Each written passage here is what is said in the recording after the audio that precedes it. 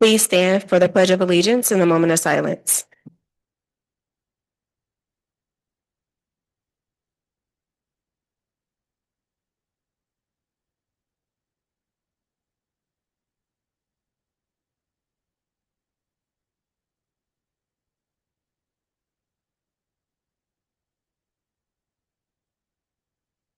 You may be seated.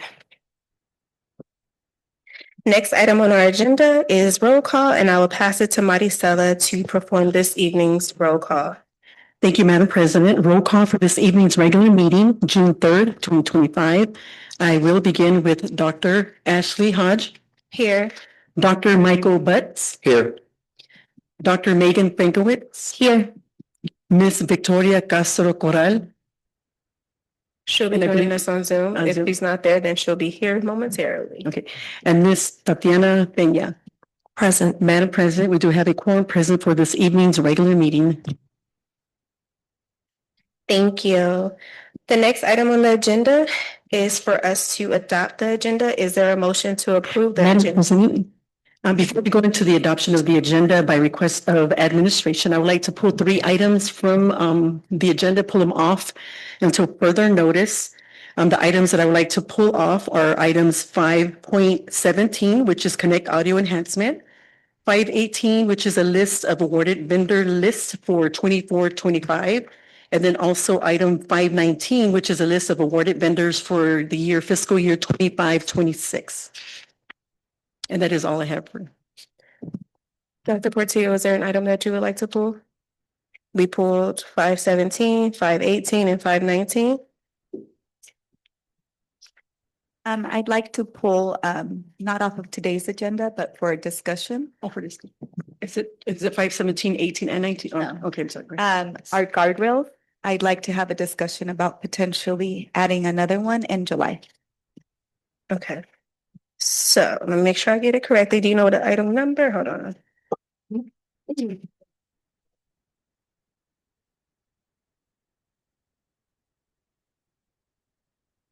It's towards the end of the 524. 5.24. Okay.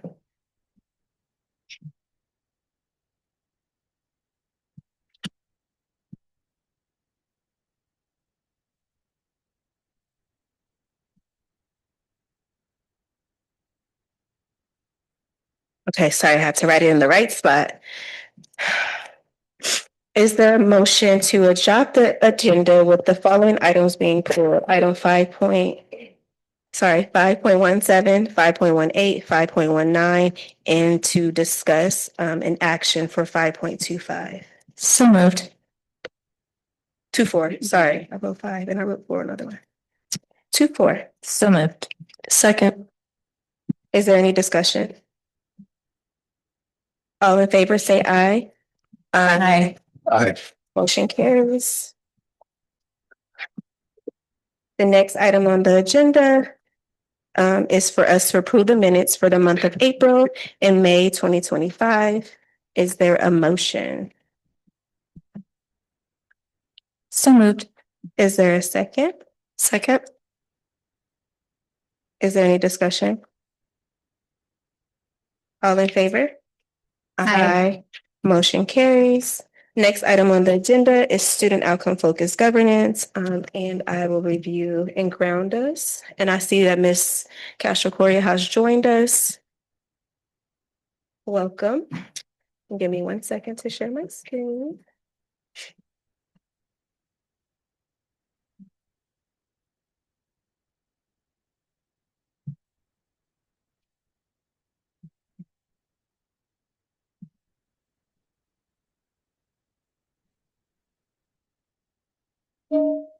Student outcomes focused governance.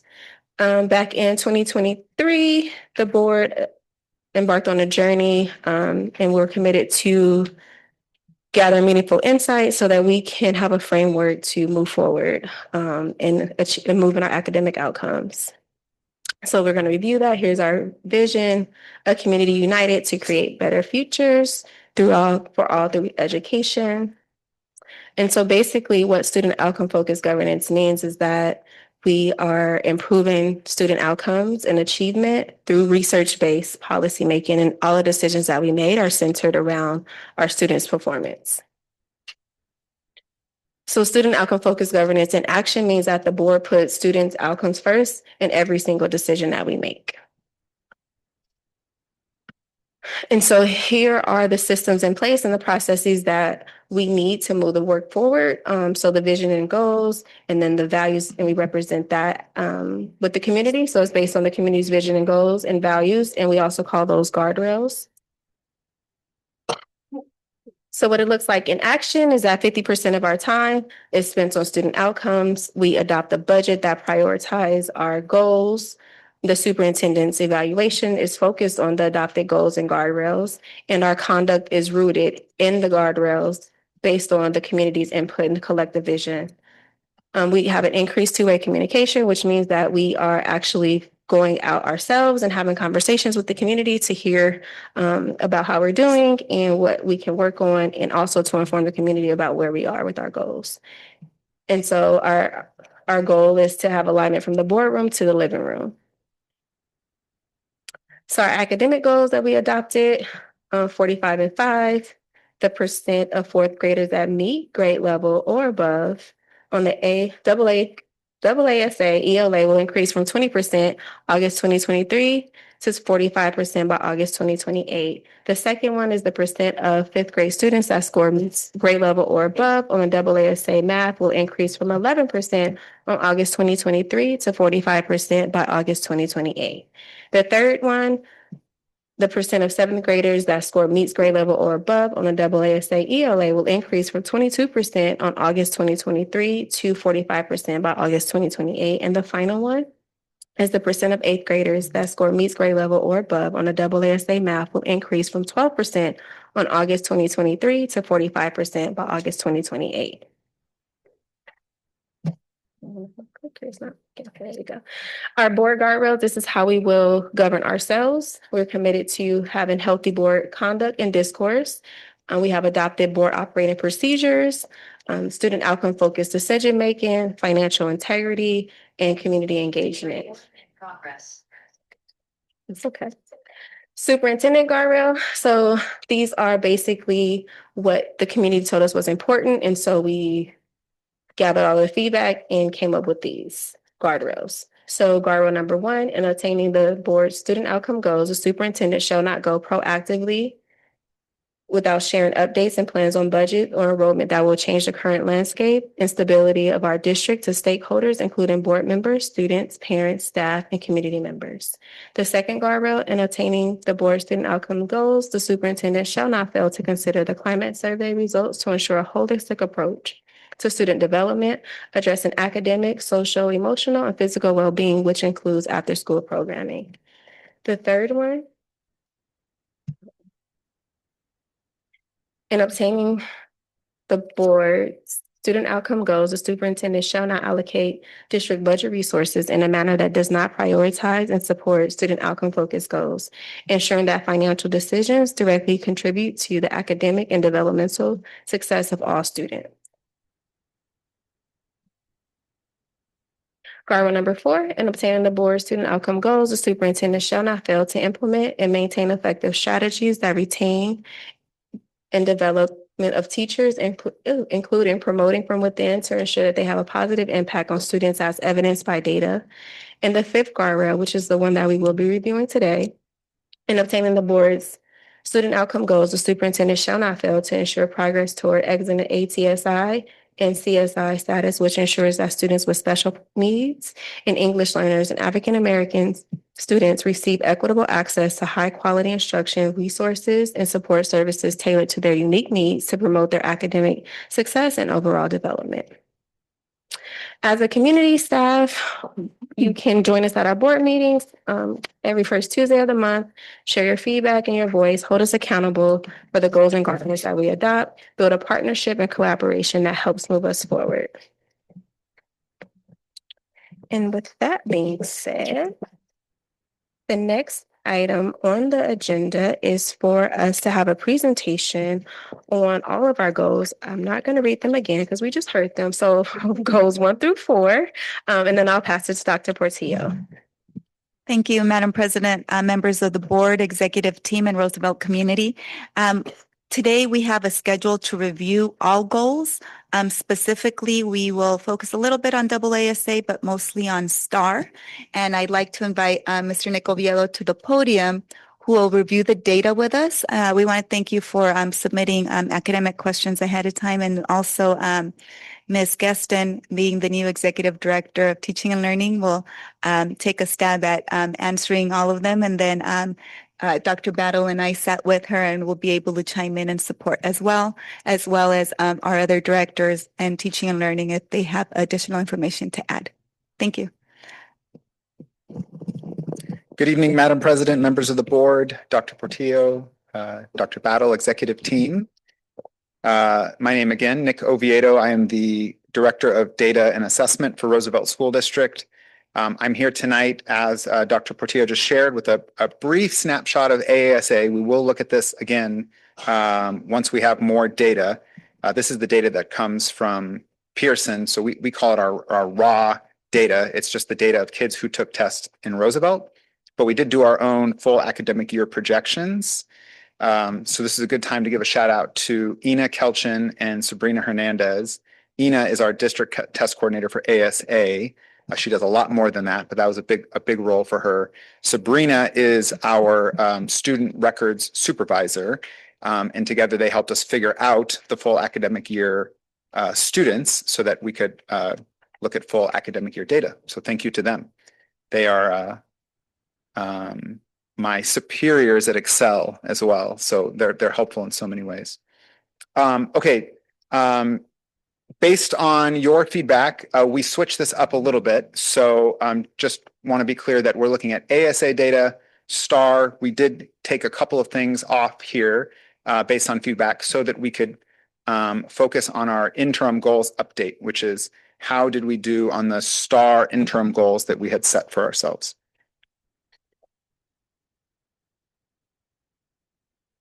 Sorry, Nick. Just to remind the board, in August, we'll do a deep dive into AASA. So we're saving that information for August, but today we'll focus more so on STAR. Okay, so for a little bit of review and also to refer to our goals, ASA, a lot of sports analogies today. I got dogged on it previously for not having enough sports analogies. So it's like the Super Bowl of testing, and especially for you all already in education know this. It's the one time of year that we have data that we can measure to the state. So STAR is nationally normed, but we don't get other district proficiency levels, other how we're doing across the state, other schools. So we can get a lot of glean a lot of good information about how we look relative to the state. Interestingly, it's taken in the middle of April. We're also going to look at STAR data that was done in May, but obviously we get the STAR data immediately. And I'll come back to that in a little bit. So it has been a while since we took ASA, but we're still just getting into the data. And then we typically do this for our board academic goals. So for those who are new to this report, or if this is your first time seeing it, we typically look at one of our board academic goals each month. So this is a little more comprehensive look at all of them. And we always do a headline. So again, a sports analogy, trying to, I guess, mirror, or I want to represent that there are celebrations and there is a sense of urgency. So trying to hit both of those. So there's a funny line in Ted Lasso when he says, "Y'all do ties here." Because he was like, win or lose. And somebody's like, okay, or tie. And so it's obvious, but in the world of soccer, all ties are not created equal. There are some wins within a tie, players that shined, moments of brilliance. But at the end of it, it still feels like a tie, not a loss, not a win. You might be happy with that tie or not.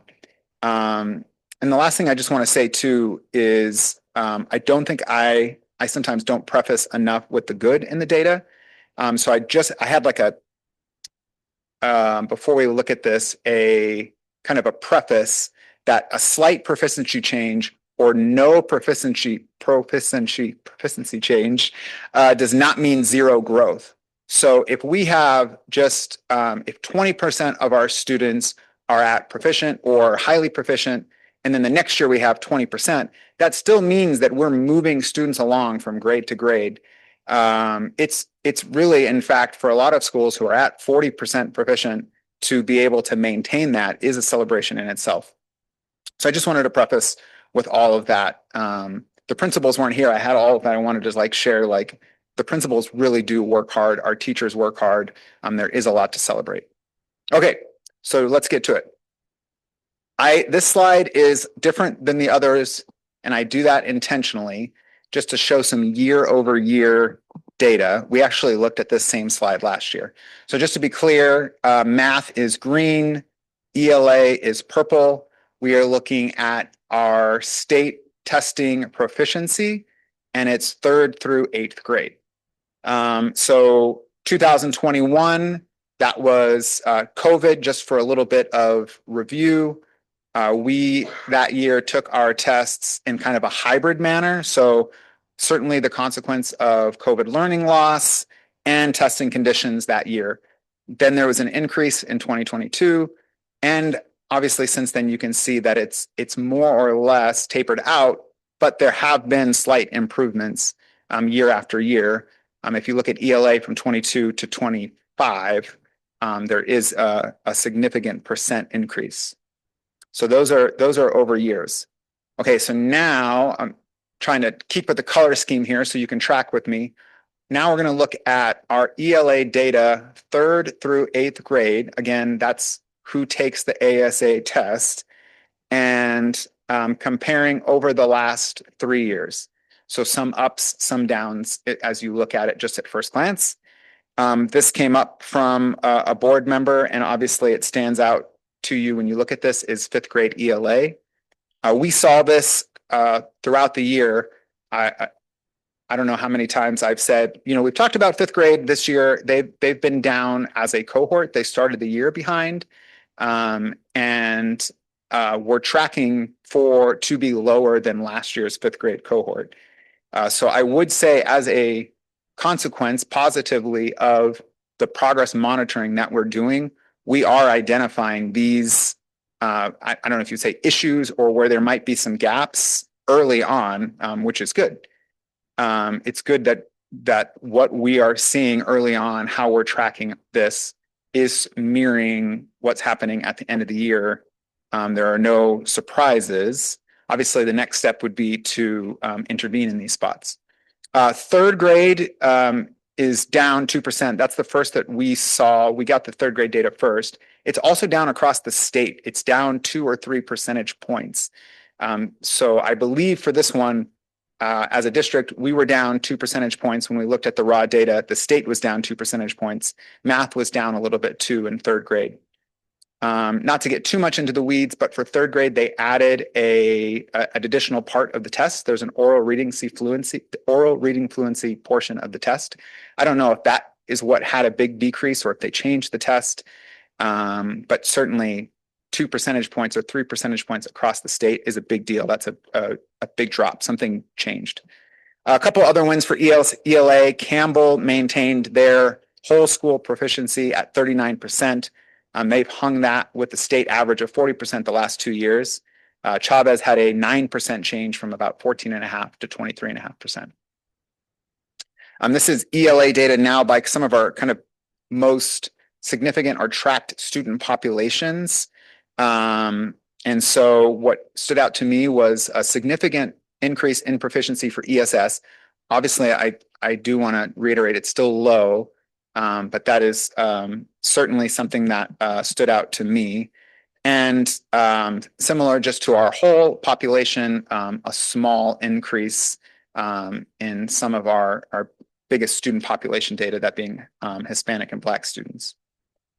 Okay, math, similar, a slight increase from year to year, from 24 to 25, and that shows up in some increases in some grades, a couple of decreases in some others. Some big wins. TG Bar, their third grade had a 58% pass rate. We talked about third grade bar recently when we looked at the board report for number 2. So again, no surprise, and happy that what STAR is showing us is, for the most part, what we're seeing on ASA. So this is math, obviously still lower than our ELA numbers. A similar story for our student populations. The only thing that kind of stood out to me was that EL was down for ELA, but it was an increase for math. Okay, so that's ASA, and if you have questions about ASA, we can talk ASA data too. I will switch over to our STAR post-test. Sometimes we call it our STAR spring test. Basically our last STAR test of the year. Measuring our pre to post performance. These are tiles that we see on Schoolzilla. Schoolzilla is a data dashboard that we use internally. This is actually the last year of Schoolzilla. It's been a really great tool for me and for our principals. Thank you, have approved the purchase of EduClimber, which will be our new Schoolzilla. I'm so excited to look at the visualizations for that. But I show this just to show largely that when you look at the STAR proficiency this year, we saw mild, slight proficiency increases, which held up with STAR. So looking at it just from a big picture, we saw a slight increase in STAR, slight increase in ASA. And so not that that's what we want for ASA, but what we do want is STAR to be a predictor for us for ASA. Okay, and so it got to be a little too big on one slide. It looked a little too messy. So this is why I split these up into 2 slides. So just here's our reading post-test by grade, similar to what we did for ASA. Again, I would say similar numbers. One thing that stood out obviously was that our third grade reading in STAR improved, where it declined in ASA. Again, the state test declined. Also, like across the state, the proficiency is down. I actually talked with someone from Renaissance about this, and this is a fair point, is if the ASA test is changing, it is tricky for us to predict how students are going to do if the state test is changing. So third grade improvement here, but a decrease on ASA. Again, fifth grade was a decrease, and we are actually seeing this was lower throughout the year. This actually represented an increase, but we still saw a decrease on the fifth grade ELA test on ASA as well. And then this is the math post-test by grade. So unlike ASA for STAR, we take 1st through 8th grade, take the STAR test at the end of the year. So here are proficiencies for math. Again, a slight increase.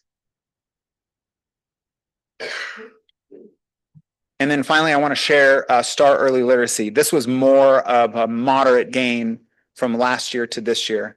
And I just want to say early literacy is some of our foundational reading skills in just kindergarten and 1st grade.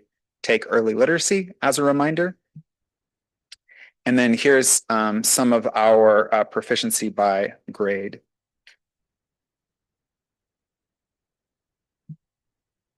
Okay, so this next slide is our growth scores.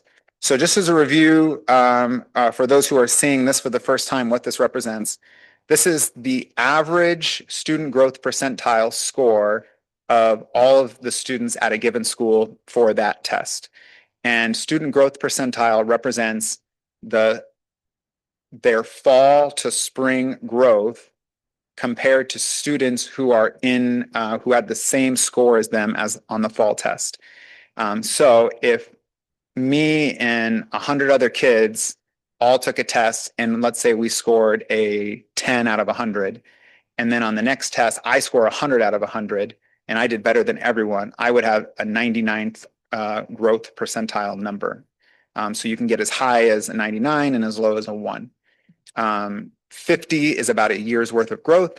And so what we would be looking for are numbers ahead, obviously beyond 50. I've used speed or a driving metaphor analogy before. Think of it as like you want to be going faster than 50 miles an hour. 50 miles an hour is about average. So anything over 50 is going to be a big gain. So I bolded some of them that are above 53. Obviously, Lassen stands out to me with 59, TG Bar with a math growth score of 55. And I would say too, Bar was one of our biggest increasers in AASA proficiency from 20% to 26%. Okay, and then this one's a little busy. I just want to share what this is. So now this is proficiency from the beginning of the year on the pre-test by school to the end of the year by post-test. So these represent some really big gains, bigger than what you saw before, like when you compare 23, 24, 25. And one way I just want to explain that the pre-test at the beginning of the year, we do see a drop from the end of the year. There's summer learning loss, you have new students, there's a number of reasons. But I do want to show that there was some pretty significant increases when you think about the STAR pre-tests to the post-test. Mr. Oviedo, can I just ask a clarifying question? What grades are included in these individual tests? Great. Again, STAR early literacy, I just mentioned that one is kindergarten and first grade, foundational reading skills tested there. STAR reading is 2nd through 8th grade, and STAR math is 1st through 8th grade. So it is a good question too. Like overall, we were 24.1% on STAR, but if you just make it 3rd through 8th grade, it's 23%, which then actually does compare pretty closely with ASA, which was 22 and change. Okay, so finally, the most important part is tracking our interim goals. So again, for those listening, watching for the first time, we set goals that based on STAR that we would need to hit in order to be tracking towards 45% in 2028. So there were hefty proficiency changes, but that's what we needed in order to get to be on track for 45%. So I used these ones. I have a second slide that I'll show in just a second to show it a different way. But these interim goals are the cohorts that we will measure the board academic goals. So for instance, interim goal 1.1 was measuring first grade early literacy because those students will be 4th graders when we get to 2028. So we wanted to get to 55%. We did make a sizable increase, almost 10%. Valley View, Conchos, Jorgensen, and King met that goal. They were at 55% or higher. Also, Jorgensen, Lassen, and Barr were schools that made 20 points of an increase from the beginning of the end of the year, which is basically what we would need. For interim goal 2, you can see it was just Campbell, but Kennedy, Bush, and King all made 14.3 percentage points increase or higher. So we did have schools making big jumps from year to year. And then again, 3 and 4, again, one school, but we did have a handful of schools that were making the percentage points increase needed for us as a district to get on that goal. And then just looking at this another way, we had set eight goals. Again, we were looking at cohorts that will be approaching the grade level that shows up on the board academic goals. So here you have what was the baseline goal, the goal that we set in order to think about tracking towards 45% by 2028, and then the actual. And then some of them are a little higher, especially in our early grades. And we are also thinking about, like for math, that we needed to be at a certain point. So that's why some of our math ones represent a very big jump from baseline to goal, because we do know that STAR seems to be about 5 percentage points higher in proficiency than we're seeing for ASA as a district. So I'll let you look at that, but as you can see, there were gains made, but nothing that gets us to those goals that we had set. Okay, and that is it for the data portion. I know that there are questions about what's next and data as well, and happy to answer those. Madam President, if I may, before we share the questions on the screen, one of the things I wanted to remind the board is that we have been in a process of learning throughout the year, right? And then we're also engaged for maybe about half of our executive team meeting today and discussing our approach towards presenting in July to the board adjusted interim goals. And then also in that conversation, we're thinking about adding growth goals, since we know that if we have students hitting a growth a growth of 60 points or higher, that's actually more than average growth, and we want to do that in order for us to close that gap, right? So we've been talking about setting interim goals that not only look at proficiency, but also the percentage of students that are achieving high growth per campus. We've discussed, and Mr. Oviedo also joined us for part of that discussion also, since we have principals in our room tomorrow to discuss data as they did today as well. And then at our academy, we're hoping to, well, not hoping, we're planning to release then at that point the approved interim goals, so that each school can then see how far they individually are from that goal. And then that means that their campus goals will differ from each other, because some might be closer or further, and will be contributing a different amount towards the district average, right? As we do have some schools that are doing much stronger than others. We know that some might be able to grow at a faster rate than others. So that's all of the work that we're doing. It's important that we set the right goals, but more than that, it's really important that we're refining our practices, so that those practices are really, the plan is really what's going to move the kids forward, not the setting up the goal. Though we do need to make sure we have some goals that are going to push our system forward.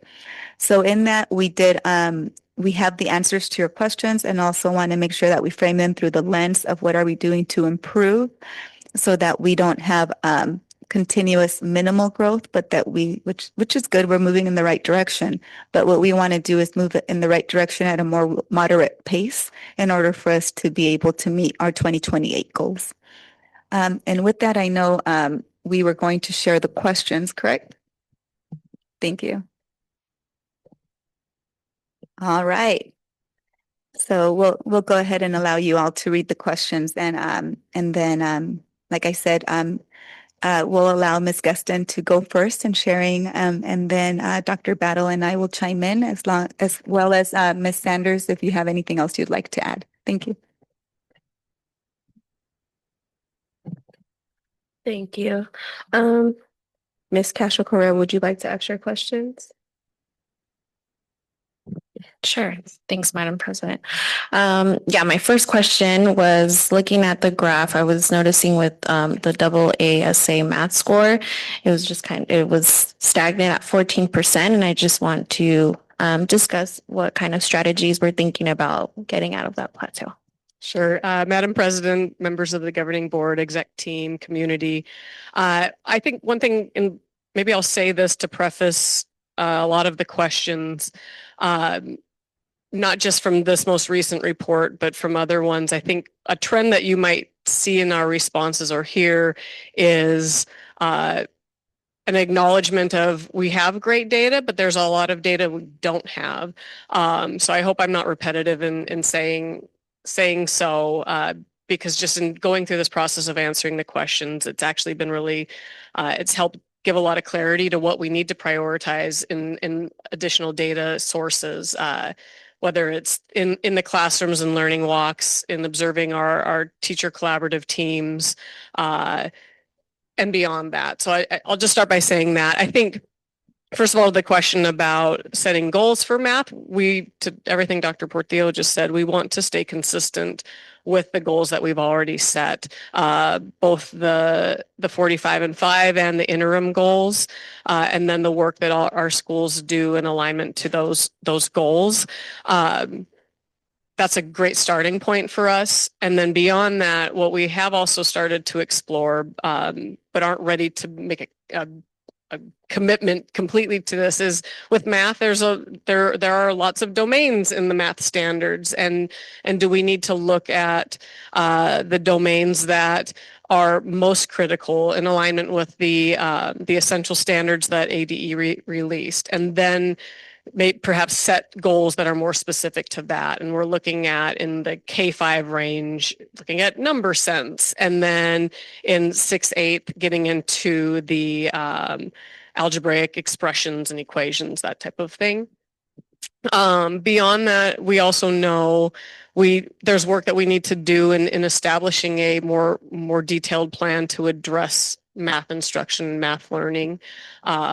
We are excited to have 2 math coaches on our team this year, and one of their first big initiatives is digging even deeper into the data, looking at what's happening in our classrooms, the use of our curriculum and our resources, so that way we can have the information we need to create a more robust math plan.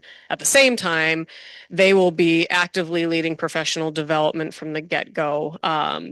And both during the school day supporting teachers, but then after school PD, our K-5 math coach already made the request to potentially look at doing an action research type of project, with engaging with some of our teachers to see and hear about math instruction from a different perspective. Bigger picture in teaching and learning, one thing that we are really excited about that's happening right now is we have our essential standards teams working. These are teams of teachers that went through a pretty robust selection process to both interview, demonstrating their capabilities to unpack standards, principal recommendation, their data, and they are working right now, and then they'll continue throughout the school year to create all of the unit plans for ELA, for math, for science.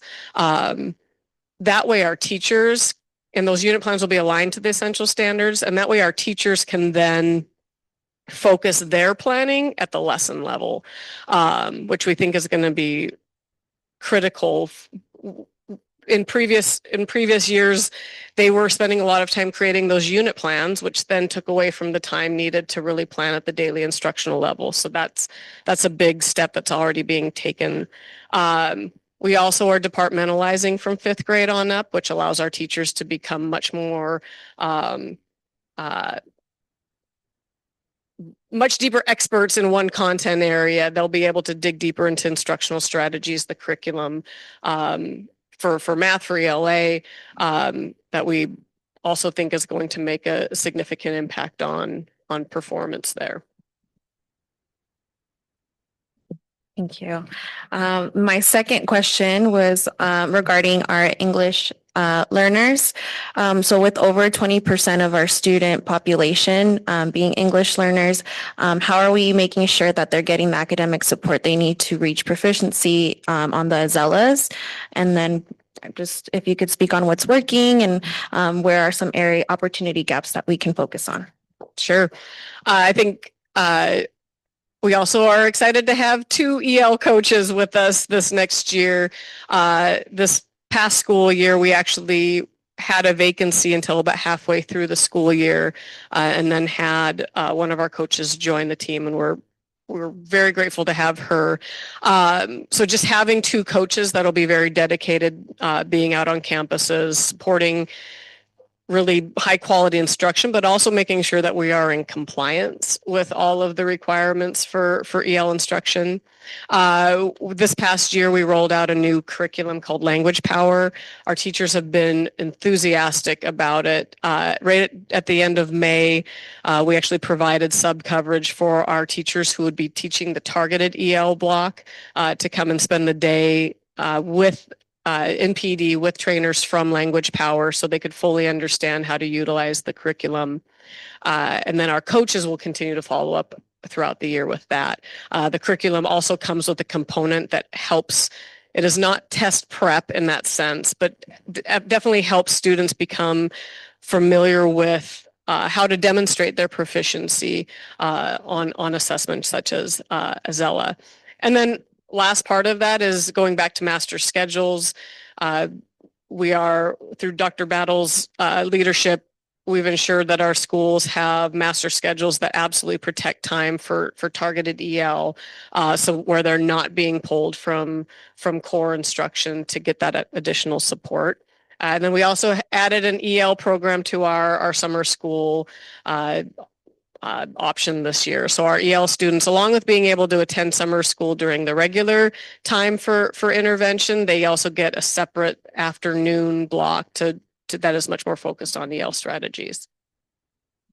And if I might add, I think that one of the biggest changes is going to be the recommendations that we receive. And later on today, we're going to have the scope of work presented. We did select a consultant to help us do an external assessment of our practices and services when it comes to EL. So we'll be able to use the results of that data then to inform the plan, the rest of the plan moving forward. But definitely not only adding, using our resources to add a second EL specialist, same as we did with math, but with all the district specialists really prioritizing and protecting their time, that what they're supposed to be focused on is improving the learning of our teachers. So what we have done is in organizing and restructuring the teaching and learning division, we've removed a lot of responsibilities that are not going to be directly impacting our students' performance and reassign that to other divisions so that those specialists that we've hired, they're highly talented people. Many of them are hired from within, and we know that they have lots of talent, that we are really prioritizing that time for them to do the work that they were hired to do, not the side projects that are also important, but we can reassign those to other people. And likewise, our executive director of teaching and learning will be then hyper-focused on that work. I do want to remind us that the other thing that's new is that we have a full staff. Last year, we did have, as Ms. Gustin mentioned, our EL specialist partway through the year. That position was vacant, as well as our math specialist, but we only had one, as well as our executive director of teaching and learning position. So all those things together, along with the work of aligning our schedules, master schedules across the district, will also facilitate us being able to provide learning for students across schools through a centralized system where maybe some campuses don't have enough students to be able to offer certain courses. We'll be able then to offer courses across campuses through Zoom with one teacher doing that work. So that's an additional change that'll impact both math and our EL services. And the other thing that's important for us to mention is that at Early Release Wednesdays, we'll also be creating time and space for our teachers to come together in content teams across campuses as well, not only just within campuses. And that'll allow them to have a larger and deeper pool of talented teachers to be able to share good practices with than just at a single campus, especially our campuses that are small where there might not be many teachers on their grade level. And then the other piece that I want to emphasize that Ms. Gustin mentioned is that we invited teachers to apply, and we invited our highest performing teachers that are receiving the best results to apply to create these unit plans. And that support is for all content areas, not just math and not just RELs, but all of our content areas. And that work has already started. So even though she's still in that transition phase, she's really taken on this new role and responsibility, along with our support, of course, but really focused in transitioning now into the teaching and learning division. If I might add just a couple of things, because it's a good question. That's why you get a good answer. Relative to high expectations, we believe that our students can learn, and therefore we're surrounding them with the right resources so that we can increase that the learning outcomes. Early identification, we can do better than. So we put forth some discussion about how we can make sure when students are enrolled and we identify them and make sure that we provide proper services. And then setting goals, this is more what we're going to talk about, both with our ESS populations as well as our EL. We're going to set some goals. We see incremental gains. We know we need to accelerate that. And we believe in our leadership at each site that we can accomplish that. So I believe that those things, both EL and ESS, and I know we have more information come with ESS, along with all things mentioned, we'll start to see some accelerated growth because we're going to have this in action to ensure that the strategies we put in place are research-based. And again, we're doing them. Madam President. Is it a follow-up to this question? Okay. My question is related to Dr. Portillo's response about inviting high-performing results teachers to create those unit plans. Is there an incentive? What's in it for them? How are we encouraging this? Yeah, so we are compensating them for their time because they're already off contract. So it's compensated time. And also it is a professional development opportunity for them, right? As they might be wanting to pursue, we have this big push of wanting to grow from within, but yet they are being compensated for their time. Absolutely. Thank you, Dr. Portillo. Mhm. Thank you, Madam Yeah, President. we made sure to protect that funding to ensure that we are spending as much money as we can closest to the classroom. If I can just interject too, part of the funding is coming from two places, one of them being our Project Momentum grant. And this is one of the best ways to use that funding to be able to compensate teachers for doing that work. So part of it is through through Project Momentum, and then the other part is through Title. Thank you all. My last question, promise not to ask more. My last question is, so can you help me understand what we're seeing in fifth grade? Mr. Oviedo, you did mention how we're already looking at our first graders who will be our fifth graders in 2028, which I love to see because that was that follow-up of what kind of targeted math interventions can we put in place for our incoming fifth graders. But I love that we're already thinking way ahead and looking into our first graders. So if you could just share anything. Yeah, we at the beginning of this year, so this must have been in September or October, and we talked about this cohort of students as being a cohort of students that started virtually with us. And I don't know if that's what had to do with it for fifth grade and math specifically, but they did come in as a cohort lower proficiency than the cohort before them. So I think that there might be a bunch of factors, but to your point, on STAR, the proficiency went down. Interestingly, for fifth grade math on ASA, it was better than I expected. It was almost more in line with, well, it was 13%. So it was an increase from ASA the year before. So that was interesting to me and a little bit of a pleasant surprise. But yeah, as we have been talking about fifth grade, they have been a cohort that just seems they came in behind and they did not seem to be doing any sort of catch up. Thank you. Dr. Franco-Williams. Yeah, thank you, Madam President. I wanted to just start with some thoughts before I kind of ask a more general question. So first of all, Mr. Oviedo, I wanted to recognize what you said, that that this is our first year of implementation, and obviously already through this year, we can tell that as a board that the executive team and the district have learned a lot through the process. The data presentations have improved dramatically, and the level of data we're getting now is just head and shoulders above what we were getting last year and at the beginning of the year. So just kudos to you and to everyone on the team for that. And that we're carrying those learnings forward into next year and to all of the planning that we're doing. And also, I also just want to recognize what you said, Mr. Oviedo, that even to move a student and maintain is a lot of work and requires a lot of growth.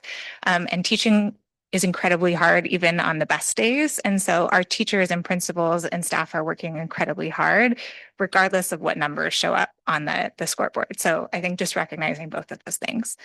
I also want to just name, and I'm going to use I statements here, not to own all of it, but I think just to model what our board coach has given us is that ultimately as a board member, these are board goals. And so I own these goals. And when we look at those goals, when I look at those interim goals, I did not meet any interim goals, not a single one.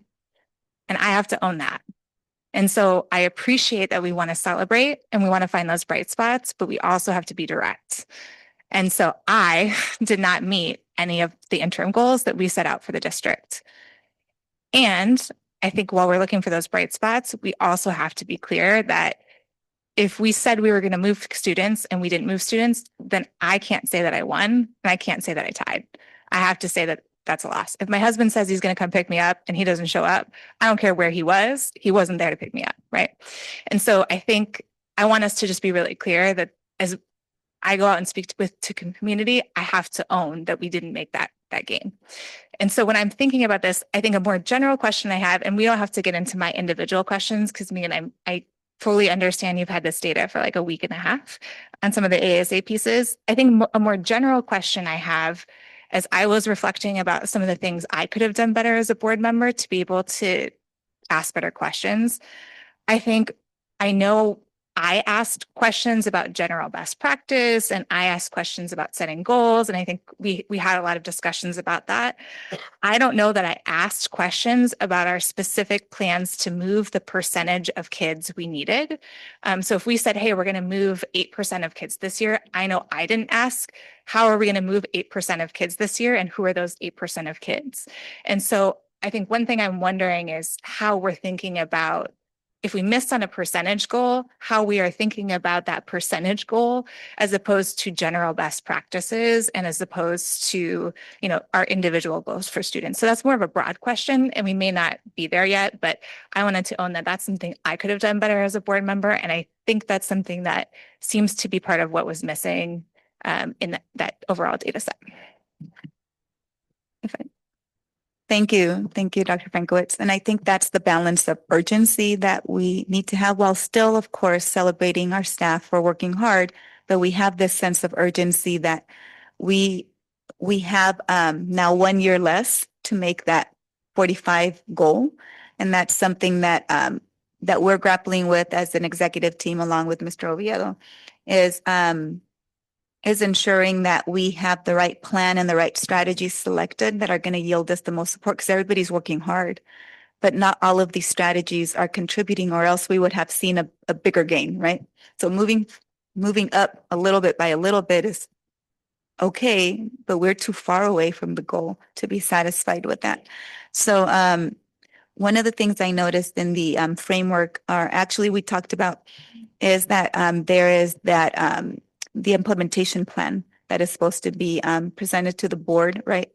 And that piece, we didn't have a comprehensive implementation plan. So we've already been talking that we need to do that work and we scheduled it for presentation to the board in August so that we can truly reflect and then engage our principals in that, owning all of that urgency, right? Because yes, I also as a superintendent am responsible, but all of us together have this mutual responsibility to make sure that we're moving the needle forward for our students. So we do want to engage them in helping us create a comprehensive plan to move the district forward. Also wanting to make sure that we know number of students, which students are we moving towards high levels of growth. Percentages of students not only are an average percent growth, but how many kids are actually hitting the high growth is what we want to know. So another piece I think though is after setting our goals and having that plan created, and of course any plan will have the monitoring piece, which is hefty in the outcomes focus governance framework. The other piece that Mr. Gonzalez and Dr. Battle and I were discussing is the importance of then having that ahead of time so that can guide our staffing decisions, which usually start getting made in January. And then also our budget, which starts then around the same time. So that plan is going to be instrumental to ensure that we don't continue to see this slight gain, right? we're glad that we're not moving generally backward, but we also need to have more moderate gains, if not more aggressive goals. If I might, Madam President, to Dr. Portillo's point, there's a mindset shift that's happening organically as well. Volume on. Yeah, one of them on your laptop. That was on. It is.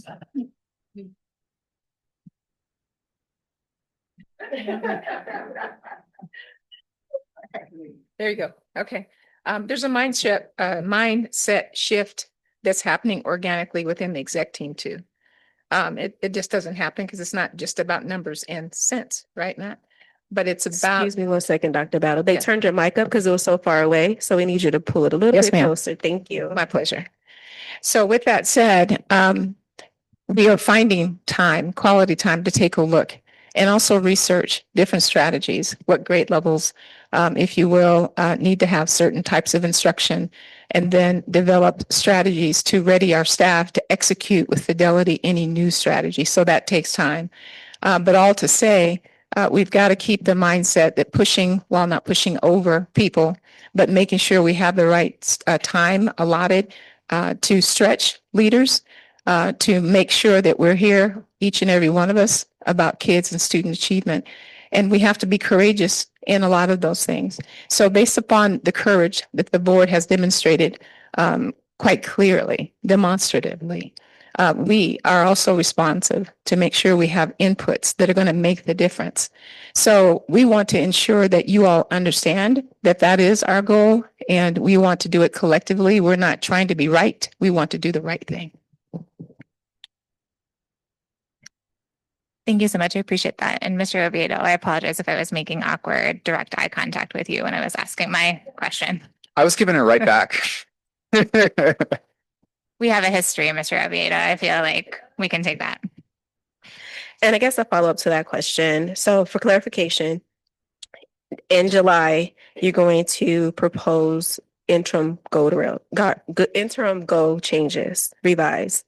And then in August, there's going to be an implementation plan based on the new goals that are set. And so I guess I would ask, do we feel like we have the right information to make that decision or to make those changes that are going to be more predictive? Thank you. Obviously, that plan will be presented in August. We still won't have all of the results of our EL audit at that time. So we do, like any plan, and in the framework, the plan doesn't need to be approved by the board. It needs to be shared with the board. And I think that allows for that flexibility, right, for us to be able to pivot from assessment to assessment as we receive new information. But I do want us to have a formalized plan, because a lot of the things that we shared with you that we're doing now will be part of that plan, but they're not written in one place comprehensively.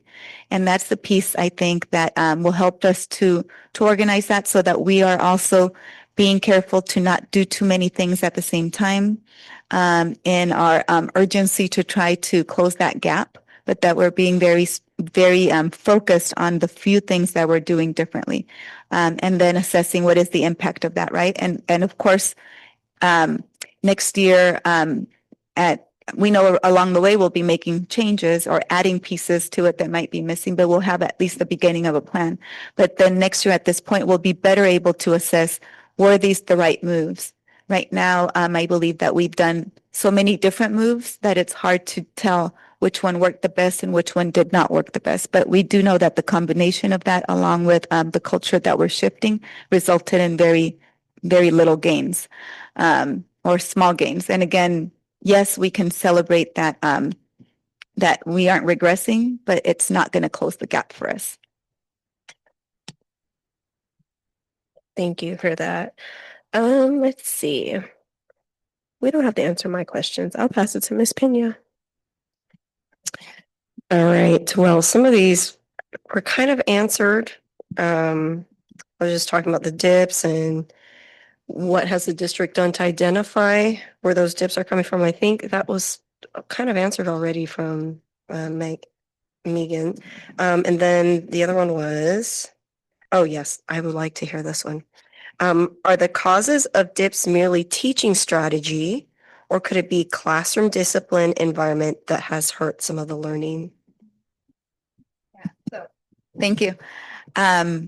Yes, and yes. So both things can be true. Teaching strategy and good pedagogy and good classroom management will, of course, improve classroom discipline.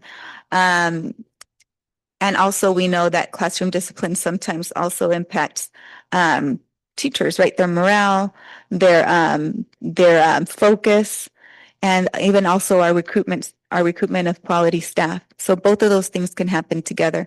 One thing that we haven't spent a lot of time speaking about is that going into next year, we are focusing on another big piece that's not academic related, but it does impact, is we're rolling out MTSS for behavior, so multi-tier systems of support for behavior specifically. Thank you, Dr. Hodge. And I'll put the mic right here. Multi-tiered systems of support for behavior specifically. So we also have noted that at some of our campuses, we might have more need. So we have added a behavior interventionist to one of our campuses based on data, and have a couple of other campuses on watch, so that as we see enrollment, re-enrollment and new enrollment, then we might be releasing those positions, because we also want to make sure we keep our expenses within our means, right? With rolling out MTSS, our principals have already had multiple trainings this spring as we get ready for next year. I believe, Ms. Guston, is it on the schedule for tomorrow or what? Thursday morning. Yeah. Thank you. For Thursday, they'll receive more training on MTSS, and we request that the board is on your list of approvals, potential recommended approvals for today. These supplemental materials, right? So supplementals are well-managed classrooms, also known as Boys Town, is one of the things that we're asking for you all to approve, which is skills teaching, so that we can do direct skills teaching of skills and behaviors, executive skills that students need in order to be successful in any other content areas. But yes, the classroom management piece is something that we're highly focused on improving as well. So it's both. We believe that the efforts that we're making are streamlined enough that we will be able to assess if that was what made a difference. So the rollout of MTSS-B for behavior, and then also the adoption of Boys Town. And I think we also added character counts. Character strong. Character strong on our list, as well as we know that Valley View also uses a lot of the skills in their Leader in Me, thank you, and their Leader in Me initiative, and that seems to be working with them based on their data. So we also wanted to give them flexibility to continue with that, rather than having them change something. But yes, behavior is definitely something that we're focused on. And then I just want to ask, are we communicating with the parents so that they are aware of the gains and the losses, but on a one-on-one basis? So to know, hey, your son, your daughter, this is how they're looking. Are we doing anything so that they're able to see those results so that we can include them in their child's learning?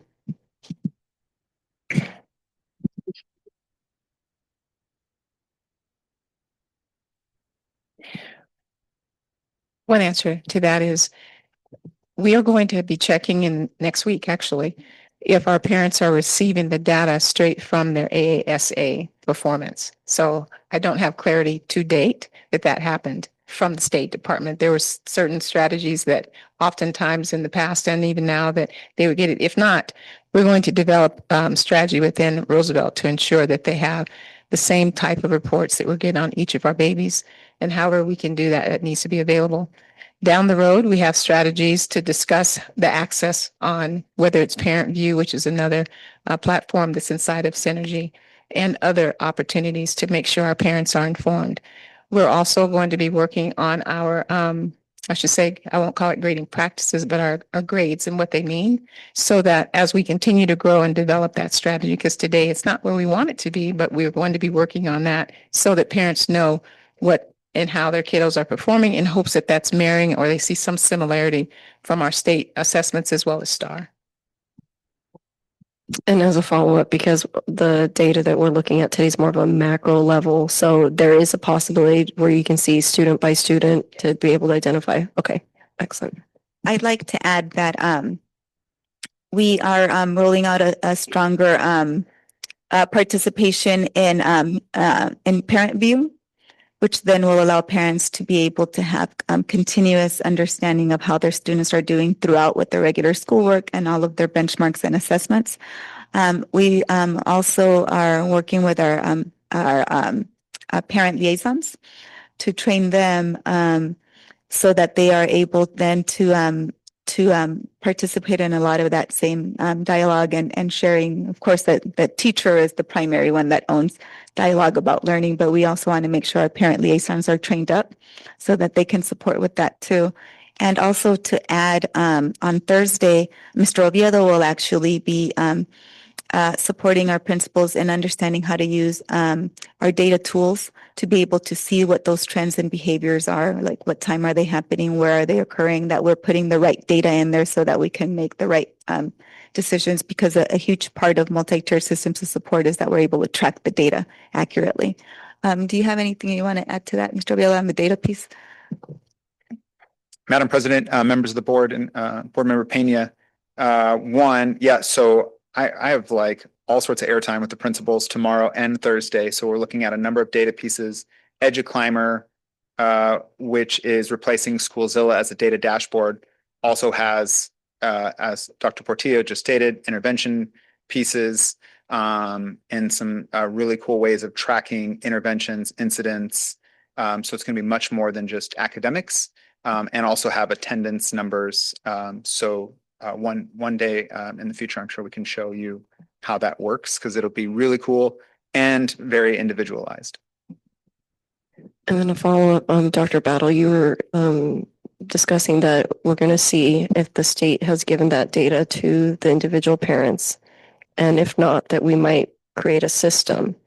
I would like for us to consider actually still creating a system so that, because we're thinking about these kids are in summer break right now.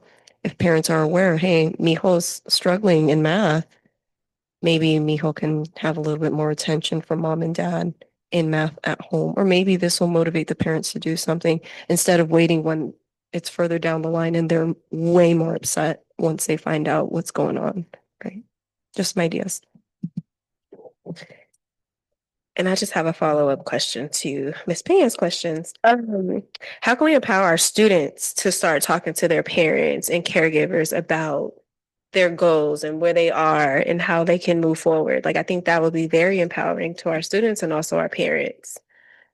Thank you. Definitely. And I think that's part of the owning and setting up goals is the skill that we can develop in the well-managed schools portfolio of skills, because we also have the ability to write skills that are not pre-created. But in our Roosevelt way teaching framework, one of the pieces is that we have kids owning their goals, correct? I know as we are planning a later rollout, because we don't want to do too many things all at once. But one thing that we've been discussing is as we move towards more standards-based grading practices, one of the pieces that comes along with that is having students be able to share their learning and portfolio type of style, and or share their goals with their parents during parent-teacher conferences, which we know it needs to happen more frequently. But if at least during parent-teacher conferences, parents were engaged and students are well instructed on how to go through that portfolio, then it's more likely then that they will have the skills to be able to express to their parent where they might need more help with or where they have strengths. And like my stepkids, it's always like, what did you learn today? Nothing, we didn't do anything. And we do a lot of stuff at school, right? But we need to be able to have kids really speak about their strengths and their needs. Madam President. Yeah. So I was trying to process Dr. Frankowitz's heartfelt sentiments that she expressed earlier about this conversation. And as I'm processing it, I agree that if these results are not being reached, or we're not achieving our goals, and the results aren't where we want them to be at, yes, we collectively as a board, we do own that as well. But our impact and our influence is a lot different than an executive team, than the teachers and the staff. And so our impact is in our decision making. So my kind of really comment is for us as a board, in terms of three different things. And that's personnel. Are our personnel, our staff, are they moving us towards our goal, or pulling us away from our goal? Is our finance, are we making the right decisions, doing the right things with the money, or are we not doing the right things with the money? Do we have the right policies in place? Do we not have the right policies in place? So as a board, our influence is different, although we share collectively the responsibility to reach our goals. And so for me, I would like us to think about our decisions in what we're doing as a board, and really consider how we influence from our perspective these results. Thank you. Thank you for that. And I'll just wrap us up by saying I too own where we are, because I didn't ask the right questions. And I think as a board, our focus is on outcomes. And so we have to make sure that we are asking the right questions. And then we do need to make sure that our budget is in alignment with our outcomes or with our goals. And so moving forward, we are going to make sure that that is a thing. And then I also want to thank all the board members who did their homework and submitted questions prior to the meeting. And with that being said, the next item on the agenda is Superintendent Garbo number 5. And so again, the Garbos are the visions and the values of the community and the SLFG framework. We'll receive an update on number 5. And so I've changed the wording just a little bit to help it be a little bit more digestible. So to help the board's goals for student learning, the superintendent must make sure we are making progress to improve schools that need extra help, called ATSI and CSI schools. This means that students with special needs, students learning English, and African American students must get their fair access to great teaching, helpful resources, and support that fits what they need to succeed in order to grow in school and grow. And so we kind of already talked about that a little bit, actually, with the special things that we're doing. So I'll just pass it to you, Dr. P. Thank you, Madam President, members of the board and executive team, and of course, our beloved Southside community. The guardrails, of course, as you said, are the values of the community. And guardrail number 5, as you mentioned, does focus, if we could go to the next slide, thank you, does focus on ensuring that we're helping the schools that are ATSI and CSI to move out of that status, right? So we submitted interim guardrails last year, and the interim guardrails that are sequentially due right now are interim guardrail 5.1 and 5.2. So that's, if we can advance to the next one, there we go. So 5.2 was for us to conduct an external comprehensive study of the district's special education services. And then interim 5.3 was for us to conduct an external comprehensive study of our English acquisition services. The reason why, back in the discussion of coming to these guardrails, interim guardrails, I just want to remind us that the reason why we did this is because we know that we have many experiences and also many lots of talent within our team, but also when you're so close to the work, it's often hard to see where your shortfalls might be, right? Even where your strengths are, but also where your shortfalls are. And we also know that we have audits that are conducted by the state, but they're more so focused on compliance issues, which are also very important. And we're focused on making sure that we are following our compliance issues, but more so when we have an external independent eye looking and dedicating the time to engage in multiple interviews and surveys and classroom observations with this specific lens, and then independent from us, and also that aren't so concerned in hurting our feelings or anything like that. Of course, they're very respectful in their approaches, but also they are doing their job, right? So that's why I moved towards hiring external experts to come in and support us in this work, to inform what our steps are going to be to improve in these two specific interims, the performance of our special education students and the performance of our English language learners.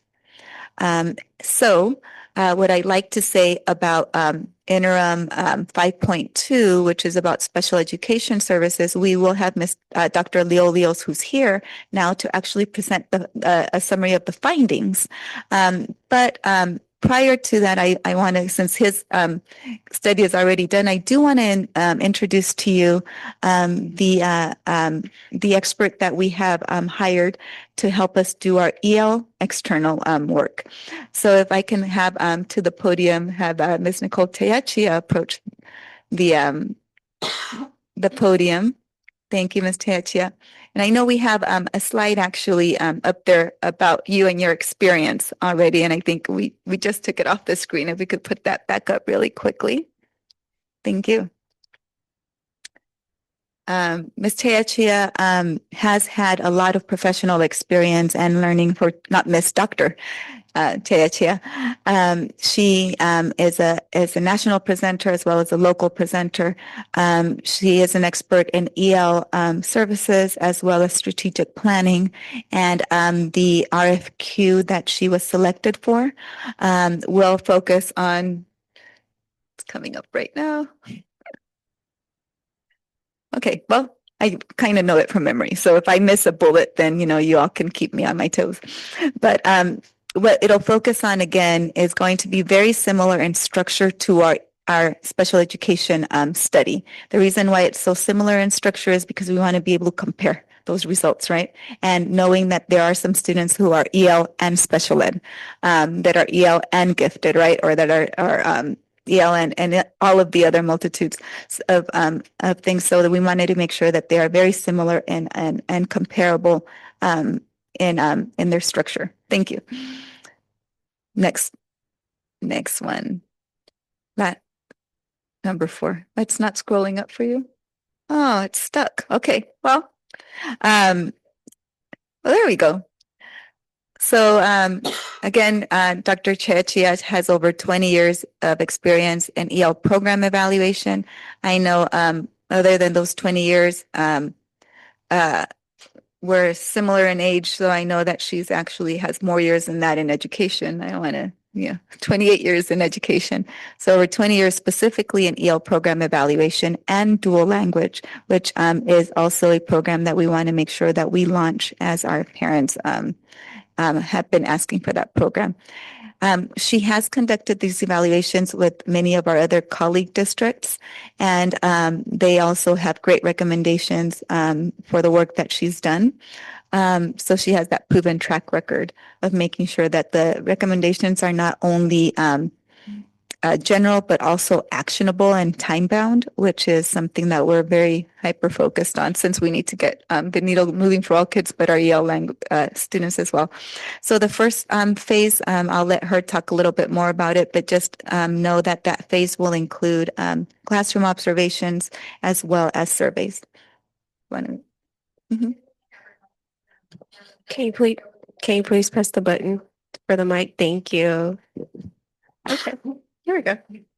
So good evening, Madam President, governing board members, Dr. Portillo, Dr. Battle, district leadership, and community. I am honored to be here for the opportunity to partner with your district to really look at what your strengths are already in serving students who are English learners.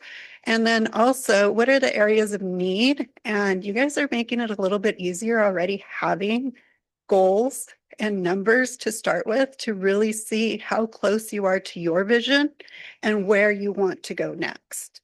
And so thank you for setting the bar high already.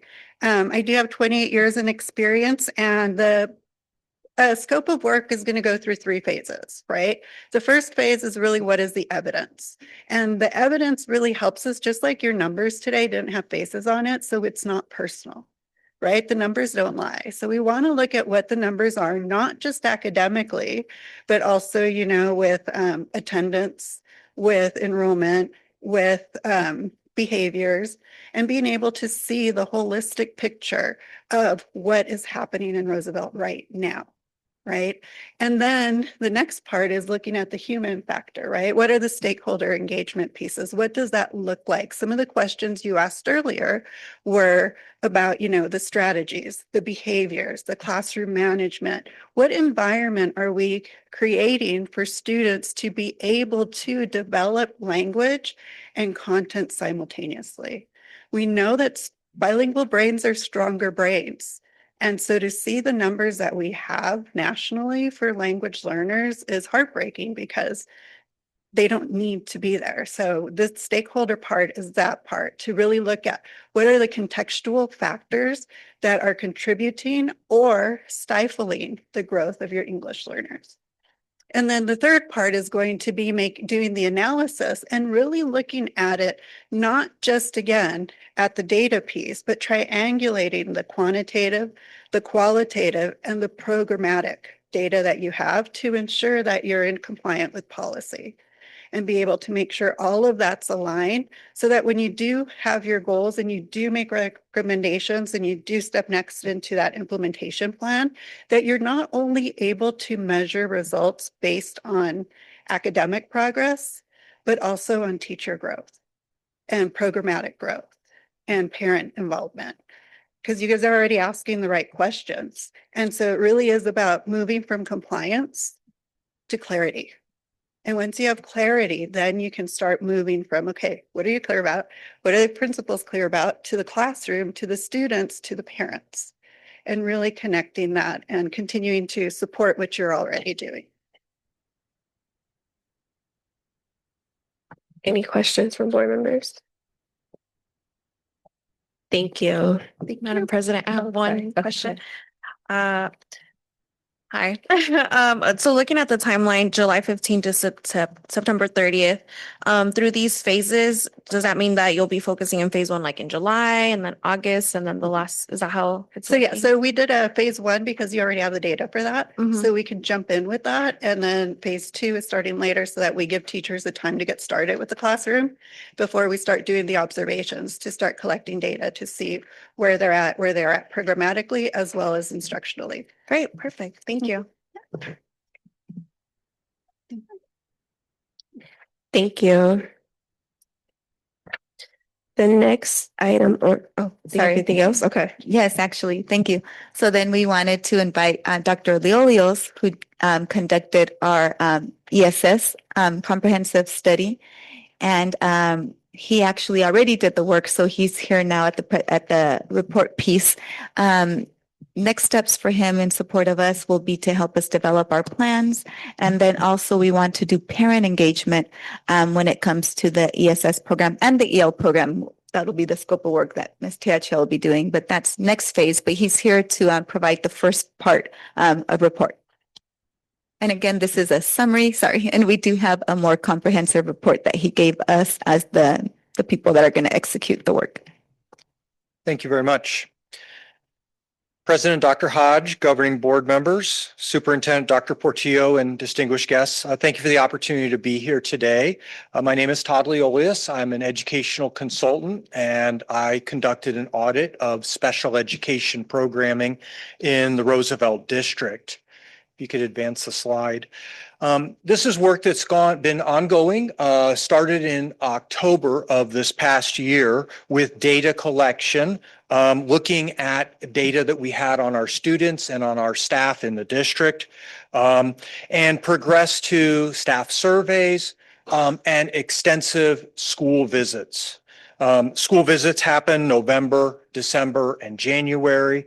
And at that time, I did a preliminary report with information specific to staffing, and I will go over some of those results. The final initial report was done in February, and that's the information I'm going to be sharing with you today. Whenever you see a little, I don't know if you call that a star, I don't know what that is, all that blot, that tells you that there's already been action taken because this is an ongoing process and the district has been very responsive with the information shared. If you could go ahead and advance. I'm going to cover several major themes that were discussed, and it's my style not to speak bullet point by bullet point. So if I go too fast or if there's questions, please, by all means, let me know. Go ahead and advance. First thing was very clear that as I got to interview staff and observe in schools that there was pride in improvement in student behavior and in the functioning of schools. We never arrive with student behavior, to be clear. But one of the things that I heard was Project Momentum being repeatedly referenced as a point for what is important in leadership. If you could advance, please. Now, there were some distressing things that came up. And one of the first themes I want to highlight is ownership. And when I shared this with the superintendent and the executive team, it was a lot of heads nodded. Special education students, it always seems it's somebody else's responsibility to take care of. And this is something that was seen in surveys, in interviews, and in observation. Academic rigor and low expectations for special education students is something that is of concern and something that was borne out by observations. If you could advance it, please. One of the themes that came out from special ed staff and general ed staff is the urge and desire to collaborate more closely on curricular initiatives, on walkthroughs, and collaboration. And so that was something that came out very clearly when I talked to staff and gathered information. If you could advance the slide. Briefly talking about students, you are obviously a district that is moving, a district that is changing. If you could advance the slide. You have more students, you have rebounded enrollment. Interestingly, your rebounded enrollment is heavily special ed centered. You've had a significant increase in special education students in your community. If you could advance the slide. You have not only had an increase in special ed students, but you've had an increase as a percentage of the district. I want to be clear, this is a national trend and this is a state trend. You're not alone in this, but you can see that over the last 3 school years, the data points are taken on October 1, which is a snapshot that every school district takes of their special ed population. And you've gone from 15, 16 in this past October 1 to 17% of your student population has an IEP. My message would be, and will be to you and to anyone I have an opportunity to speak to, special ed isn't really a subgroup. 1 in 6 students has an IEP. If you can advance that. Briefly, I do want to talk about least restrictive environment, which is an important concept in special ed. Students have a range of programming from mostly in the gen ed classroom to in a completely restrictive environment. The majority of special ed students are in the general ed classroom the majority of time, over 80%. Which means that the majority of their instruction is by general education teachers, okay? And we'll talk about this in just a moment in a couple of different ways because your data, your achievement data and your placement data are of importance. If you could advance the slide. The blue in the graphic represents the state of Arizona and the green represents your school district. It might be easier to look at the table, which highlights that there is a significantly higher number of students, higher proportion of students who are in special ed programs all day long or nearly all day long. We call that C code. Some people might call it a self-contained classroom placement. D code is an even more restrictive placement. Students placed in a highly private program where there is zero opportunity for interacting with typical peers. The data highlighted in that chart on the lower right shows that you have a 2.5 times higher rate of placement of students in these highly restrictive programs. So that's a significant thing to think about. Roosevelt students are much more likely to be removed from a general education setting and much more likely to be in a private setting.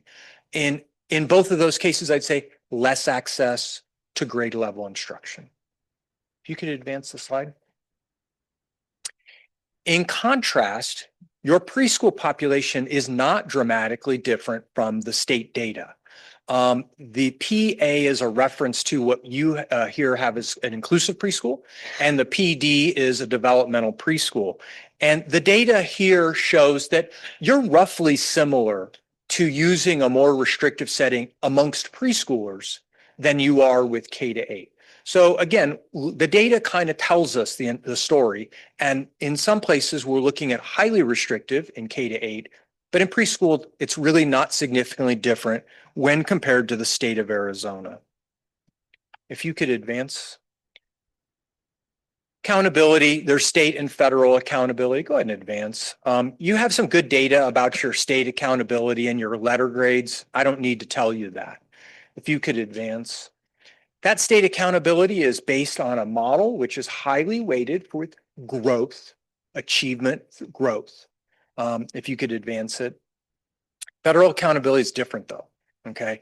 And it is much more heavily weighted on proficiency, and growth is a smaller proportion. You could advance it.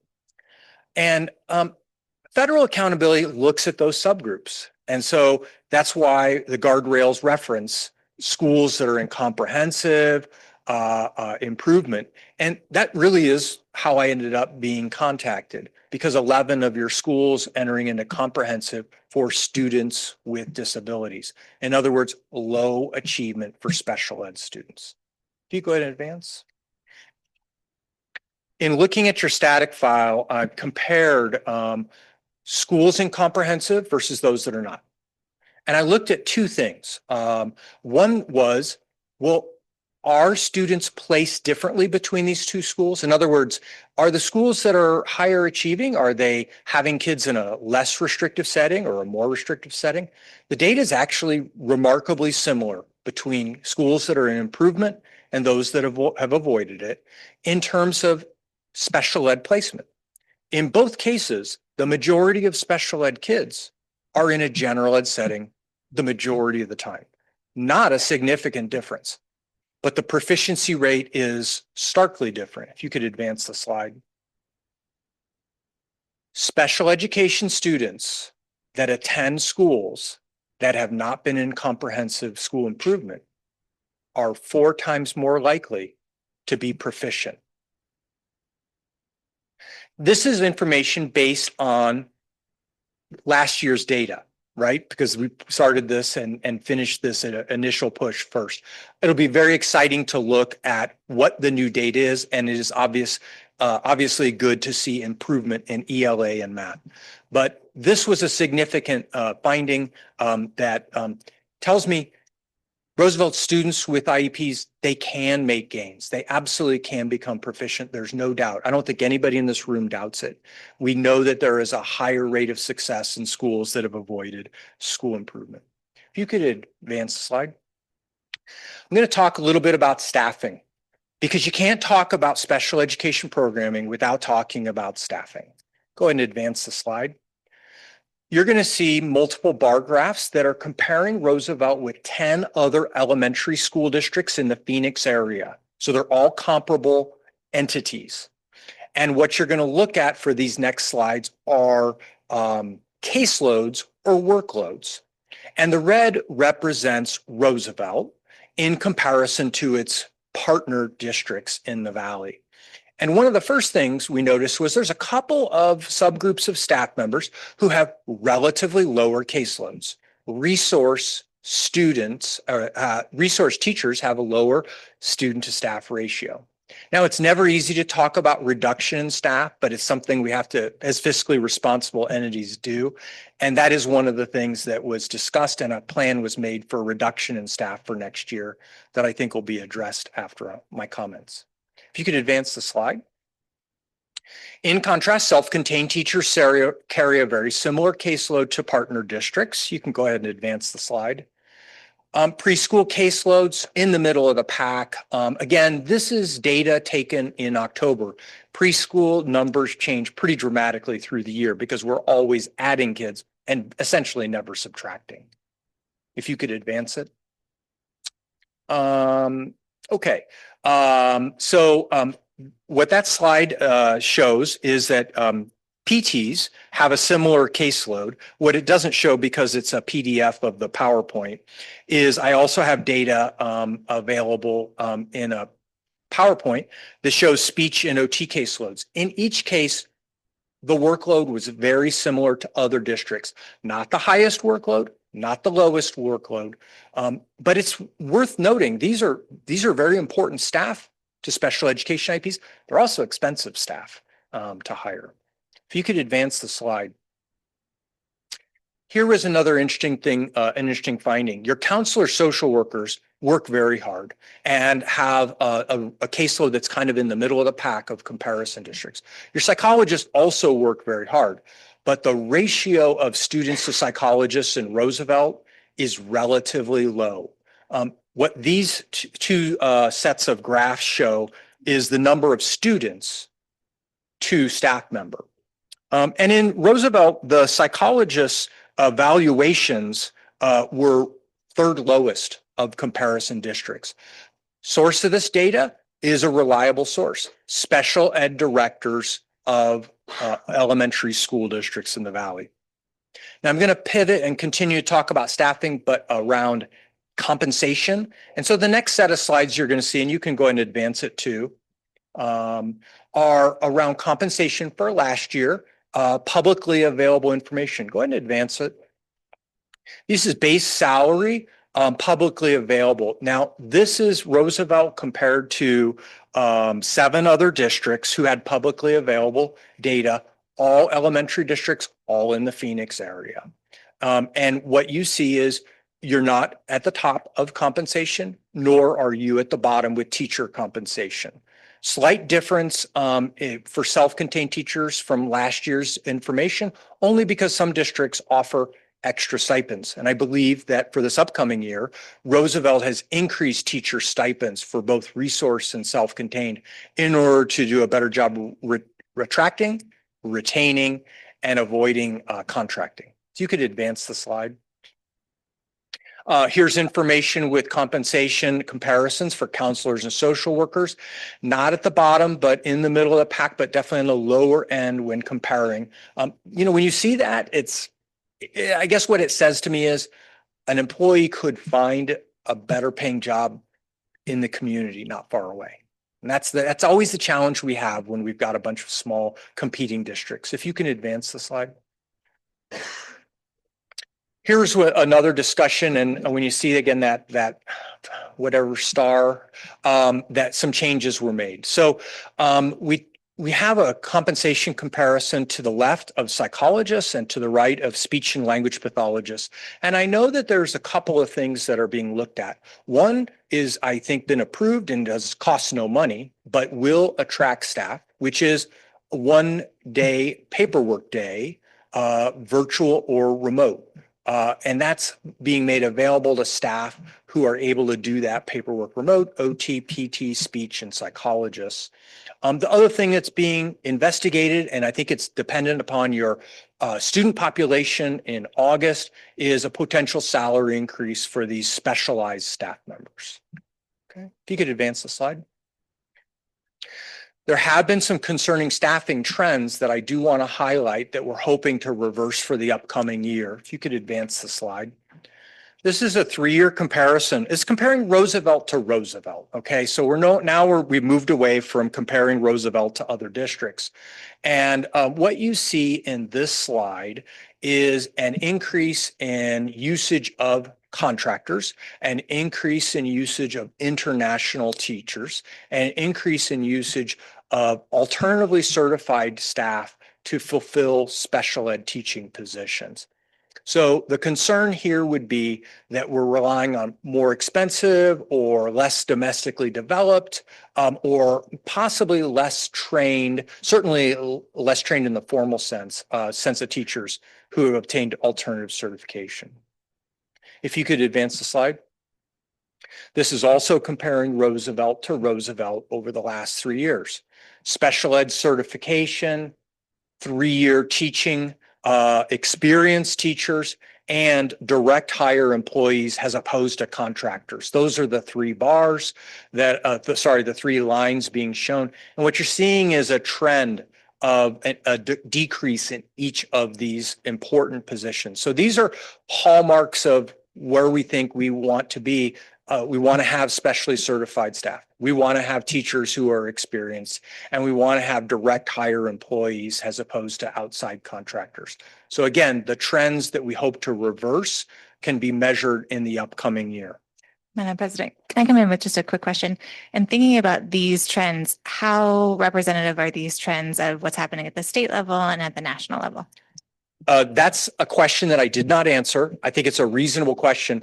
I think it's an opportunity for future research. I definitely think that Roosevelt is not alone in having international teachers. I know that it is done around the state, particularly in rural districts.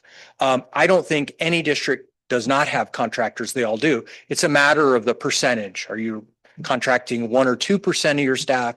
Are you contracting 10 or 20% of your staff? So that wasn't addressed in this current audit at this point. So it's a great question that you've asked. Thank you. If you can advance the slide. This looks again at Roosevelt in 3 subcategories of staff that work with special education students: teachers, paraprofessionals or teacher aides, and certified non-teachers. Again, those are therapists and psychologists. And what you see is there's a substantial number of staff who are contracted, and a very high number of staff who are contracted, which is the paraprofessionals.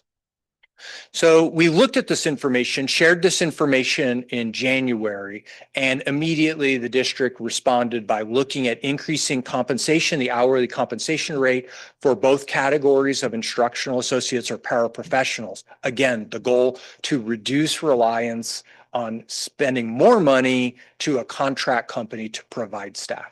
So hopefully, again, a trend that can be reversed. Can you advance the slide? Okay, and then again, advance the slide. Can't do an audit without being in schools and classrooms. I visited the majority of your schools. I observed, did lengthy observations in over 60 classrooms, and I interviewed over 40 staff members. Staff members interviewed were administrators, they were coaches, they were general ed teachers, special ed teachers, and other specialists. I definitely got to know Roosevelt. If you could advance the slide.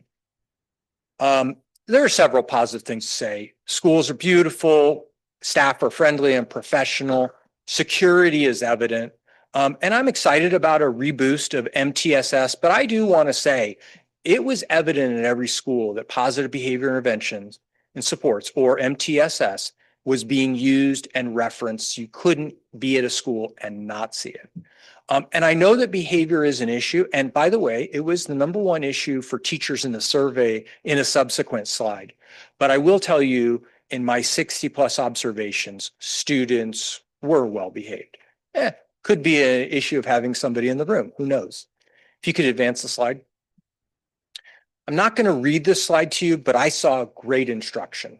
I saw great instruction in general education elementary, in general education junior high. I saw great instruction in resource rooms, and I saw great instruction in self-contained. And it's characterized by these points: students actively engaged in learning, teachers fostering that learning with rigor, standards-based instruction. I saw great stuff. And I could see accommodations and modifications for individual students. It was observable. Unfortunately, this was not the majority of observations. If you could advance the slide. I also observed other things that we don't want to see. And I saw this far too frequently. I saw teachers who lectured. I saw students who passively waited. I saw teachers who did not assess for comprehension or understanding. I saw whole class instruction where there was no accommodation for the EL learner or for the special education student. So this would be an example of the kind of things that we have to focus on. Again, the audit had to go into the classroom to see what our students were experiencing. If you could advance the slide. And again, advance it. 75 staff members responded to a staff survey. Behavior was the #1 concern, management of student behavior. Point 2 and 3 were how to do effective inclusion, having special education students successfully included in the mainstream, and also teachers asked for help with how to implement accommodations or modifications. And I will say my observations would tell you this is an opportunity for improvement for our teaching staff. If you could advance the slide. Teachers had a range of interests, including looking at all types of disabilities and all types of needs in the community. If you could advance the slide again. And when asked questions like what helps most, and this won't be a surprise, teachers need time, they need planning time, but they also ask for collaboration time. Again, the idea of both sides, special ed working with general ed working with special ed. If you can advance the slide. So this gets me to the final recommendations. And again, I'm not going to read bullet point by bullet point, but I'm going to talk about the things that were already shared with Dr. Portillo, with the executive team, and some things that action has already been taken on. If you could advance the slide. Ownership for the students. Every person that I talked to said, you know, the issue is that they want to get the kids' services elsewhere. And that's a really distressing thing. We have to all own our special education students that are from our community. And so ownership was one of the first things we discussed, and heads nodded when I shared this with the executive team. The other bullet points all reference to the same things that are part of the core vision and mission of this district, and also how teachers are evaluated. If you could advance the slide. A second recommendation was to focus on staff. You do have to focus on retaining the staff that you have and directly hiring staff, recruiting away from other agencies or other districts, and looking at caseloads. If there is a place where there could be a reduction in staff, making sure that it's strategic and sensible. Looking at compensation packages is always something that you have to do because the prospective employee is doing the same thing, right? They're interviewing you and you're interviewing them and they're comparing. And also creatively looking at no-cost employee incentives. I know that the district is looking at that 1 day a week for staff members who can do remote work. Won't cost money, but would have a high interest in attracting the right staff member. If you could advance the slide. This was another area of recommendation, looking at students and thinking about special ed students at the beginning of the process of planning. In other words, the master schedule for each school. Too often, students were not in the classroom receiving core content instruction when they should have been. And so by starting with a master schedule with a staggered intervention times throughout the day, this is an opportunity for resource teachers and other interventionists to work with students throughout the day, allowing them to stay in the general education classroom. Other down the road recommendations are things like looking into co-teaching for resource and more inclusion for special ed self-contained. If you could advance the slide.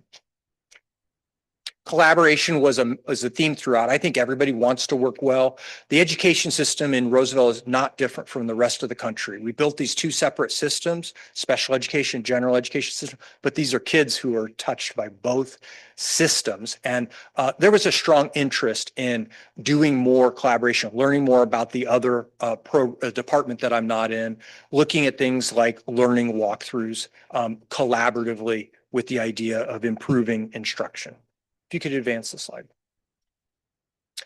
Core content instruction access is one of the points I want to make. Students were not in the classroom when teachers were teaching. And one of the ways that we can improve student achievement is ensuring that they are there and present for that core content instruction. And that the core content instruction is provided with a universal design for learning model, which understands that students in the classroom all have different types of needs and can be reached through a lesson that is accommodating and modifying for their needs. Can you advance the slide? Pending any questions you have for me or for others on the executive team, this concludes my presentation about the special education audit of Roosevelt District, first phase up through this spring. Are there any questions? I have a question. So during your audit, did you actually review any of the IEPs? So that's a great question. I have been brought into districts to do audits of special education IEPs for compliance. The prism for this entire audit was looking at instructional practices. And so the short answer is no. IEPs were looked at for the data, for example, the LRE placement or the services listed. But in terms of looking at, was it written as a compliant IEP? No, it wasn't a compliance-based audit to this point. Thank you. We do have, Madam President, other audits that are based on compliance.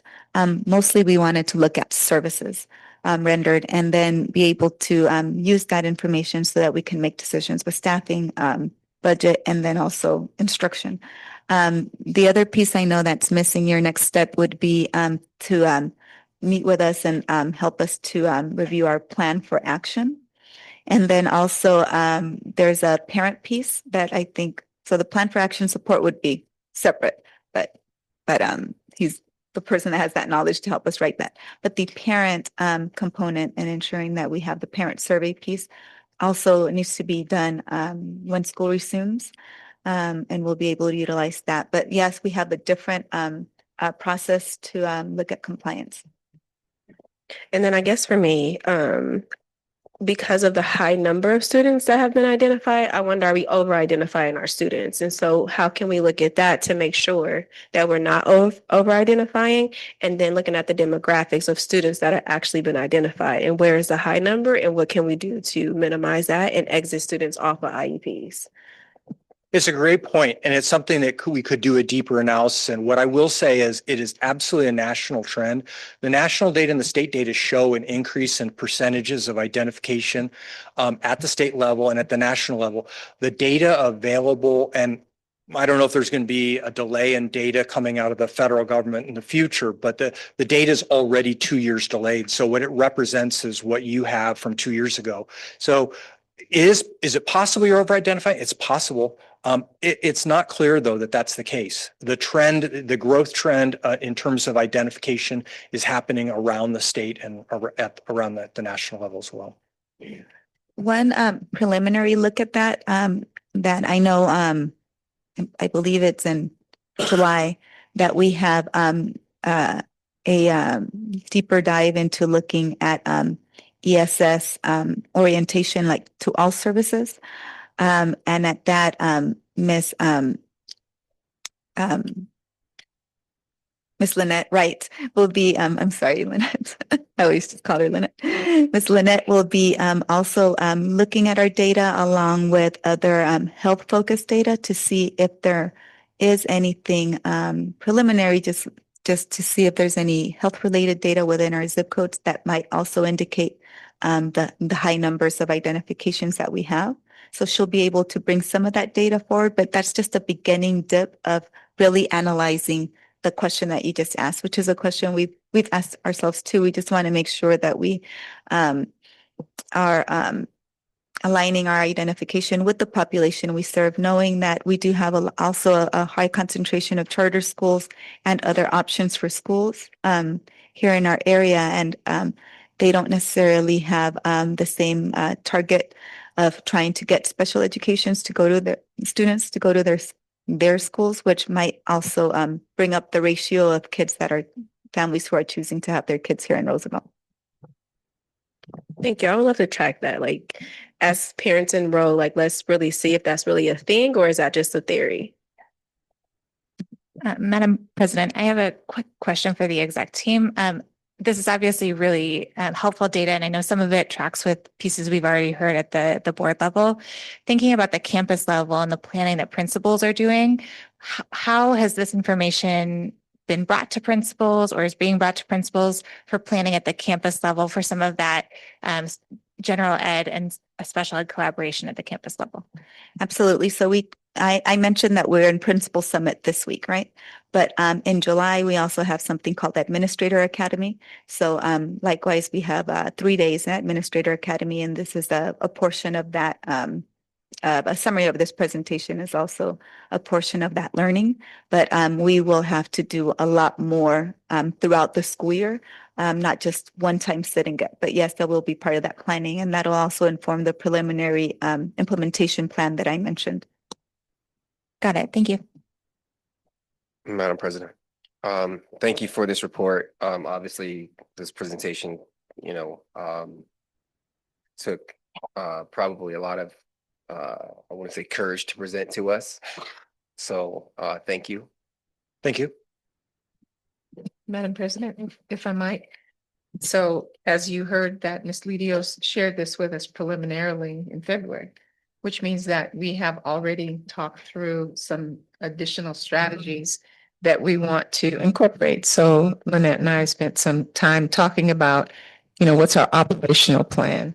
So a couple of things that we've just brought and challenged ourselves, and that would be to ensure that one of our last teaching and learning discussions was to ensure that we've got ESS leadership expertise at the table in decision making and looking data. So I'm not going to call out each item, but just to let you know, we have already begun discussing how we can improve since the data came out, which was a motivating factor to your point, Dr. Butts, because our special ed kids are very important to us. Every child is important to us. And we have a desire and a requirement to ensure that our students are learning. So I want you to know as a board that we will see improvements as we work collectively and collaboratively within each department to ensure that our kiddos are using resources to increase academic performance. Madam President, if I could just make a request sometime before the end of the summer, if we could get the breakdown of a special education student performance on the AASA by campuses that are under CSI and non-CSI, would just love to be able to see our most recent set of data with that same comparison.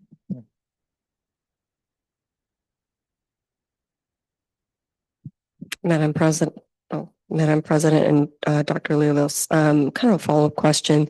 So you're looking at students that have IEPs. Was this also including children with 504 plans? No, it wasn't. This was explicitly students with disabilities as the federal government defines it, which is one of the subcategories. That would be another category to look at, a very important group of kids who require obviously accommodations to be successful in the classroom. Okay, thanks. All right, thank you so much for the presentation and information. We appreciate it. Thank you. Thank you. Next item on the agenda is public participation. And we do have public comment, so I will read the ammunition first. Personal attacks upon board members, staff, personnel, or other persons in attendance or absent by individuals who address the board are discouraged. Presenters are cautioned that statements or representations concerning others that convey an unjust or unfavorable impression may subject the presenter to civil action for defamation. With that being said, I'll call Ms. Ursula Salarza. Thank you. Yeah. 3 minutes, yes. Perfect. Well, I'm here to address the issues with the behavior program that you guys used to have at Pastor that's now moving to Chavez. There is a lot of inconsistencies with record tracking with the actual, when they have to go to reset versus what's being sent home, the lack of actual communication with the parents that's supposed to happen within 24 hours. That since my son had joined the program in October had never happened until actually my partner got to observe the misactions in the classroom and then in the reset room, down to where there's paperwork that is incorrect as well, because what was observed versus what was written, very, very different. Trying to get a hold of someone to address these issues, not just take notes, has been very, very difficult, down to where I've had to have meetings with principals, the boss of the principals, and finally, because I had reached out to an advocacy program, finally I got referred to the director of the actual program after I had requested a meeting with them from a principal and again from the boss of the principals along with the superintendent, which again, well, there's protocols that need to be followed, which I understand. But when it's regarding my child's safety and not just my child, but other children in the program, it is a huge, huge issue because again, we have laws that require for parents to be notified within 24 hours, reasonable timing, and that has never happened. Up until it was observed by my partner, It has never been brought to our attention, never discussed.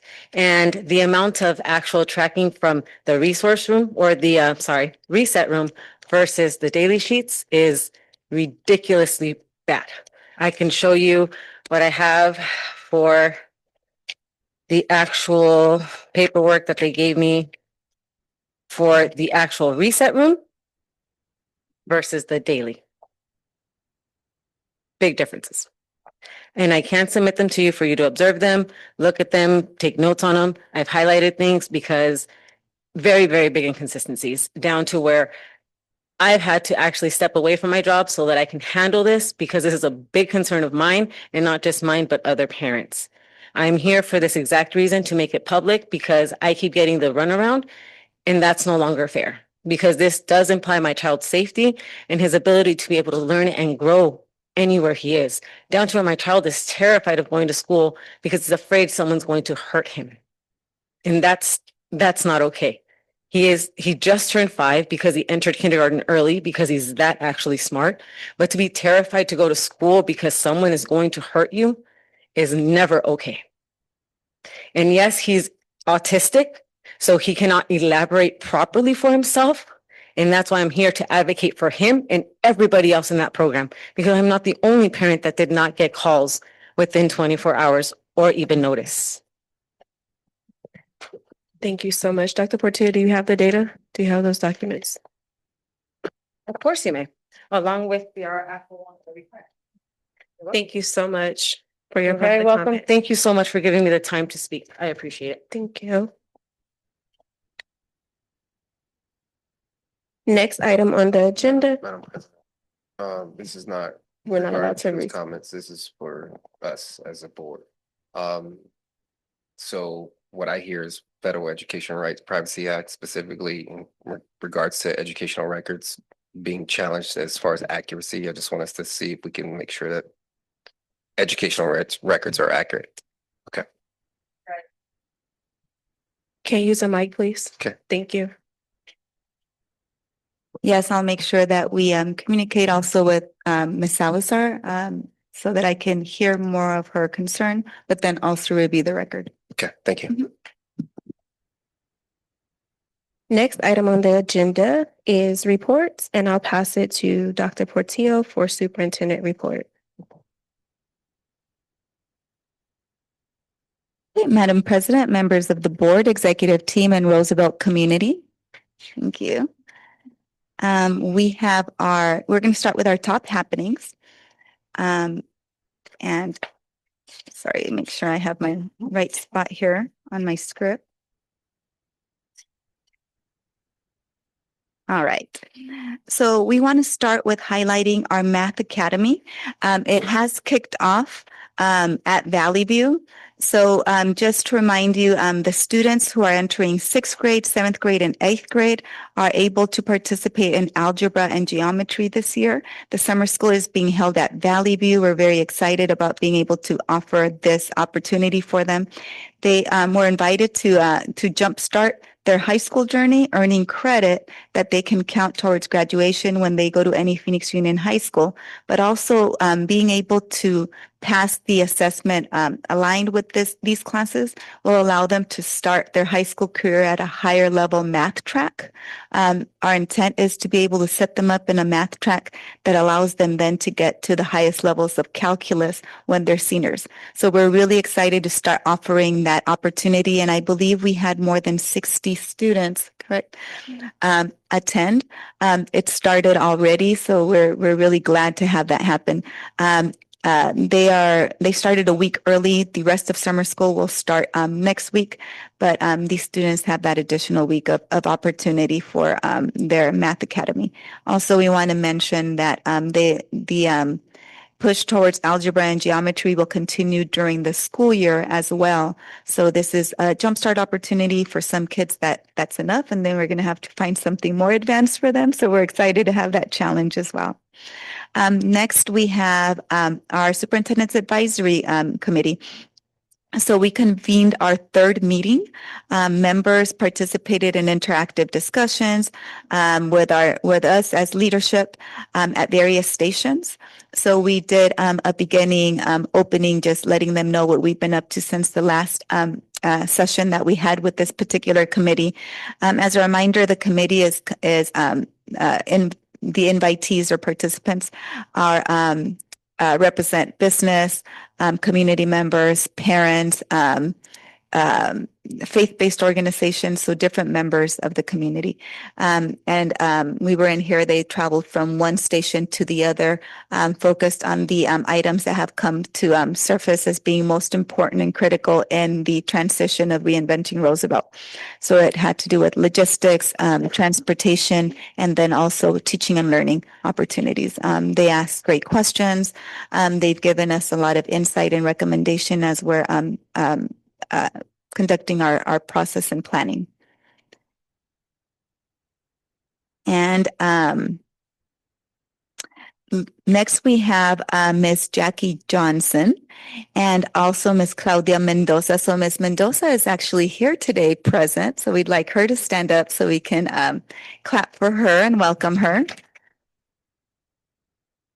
Thank you. So Ms. Jackie Johnson, she is joining us as our new Director of Human Resources, working aside Ms. Alexander, who's our Executive Director of Human Resources.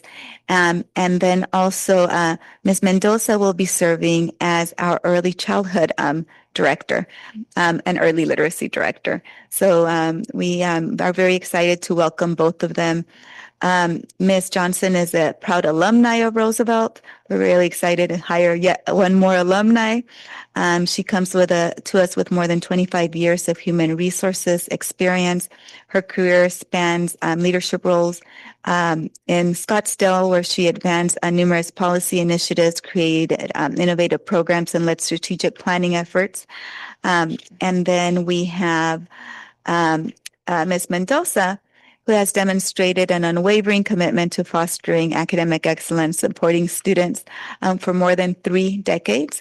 So she has an extensive experience in being a principal. She's led A+ schools, and she also helped when she worked in the charter world, helped to establish the early childhood program of that network that she worked for. Her leadership and educational outreach and as principal and school leader have really helped her to have the experience necessary to dismantle barriers in education, and then also to establish strong rapport with families across Arizona. So we're really excited to welcome her to our team as well.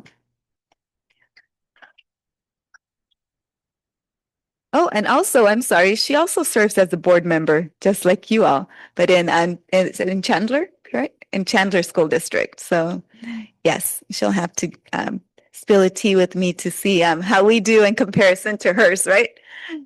All right. So next we have something that is not on our script, but we also wanted to make sure we shared something very special. So Ms. Lerma is retiring, right? So in the center of the picture, we see her in 2nd grade here in Roosevelt. You see her in her career as she advanced through Roosevelt, and now we have her right here in front of us. As she is now ending her career and her educational journey in Roosevelt. And we're so excited to be able to have her join that jubilee, right? So in Spanish, we don't say people retire. We say that they enter the jubilee of their life, or this next era in their life where they can really focus on all the things that matter outside of work. And we just wanted to honor her. We do have flowers for her.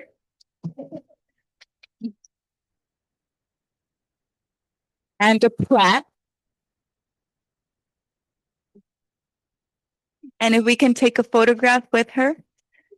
Thank you. Executive team, you can join us also.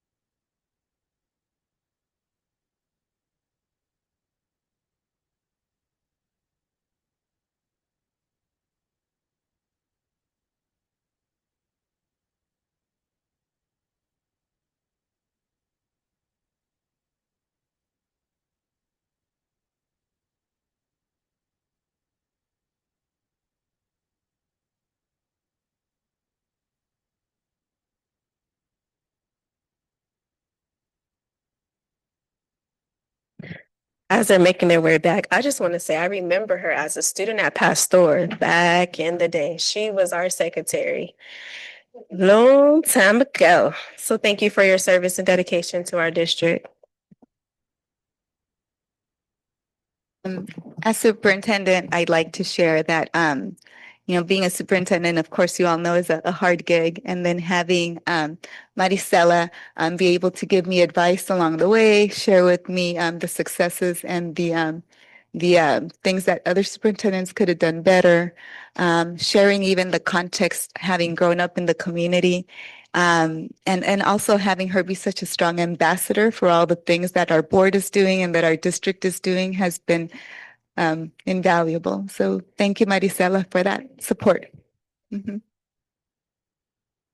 And I know you said do you want to share what you are intending to do now? I mean, I have a lot of plans.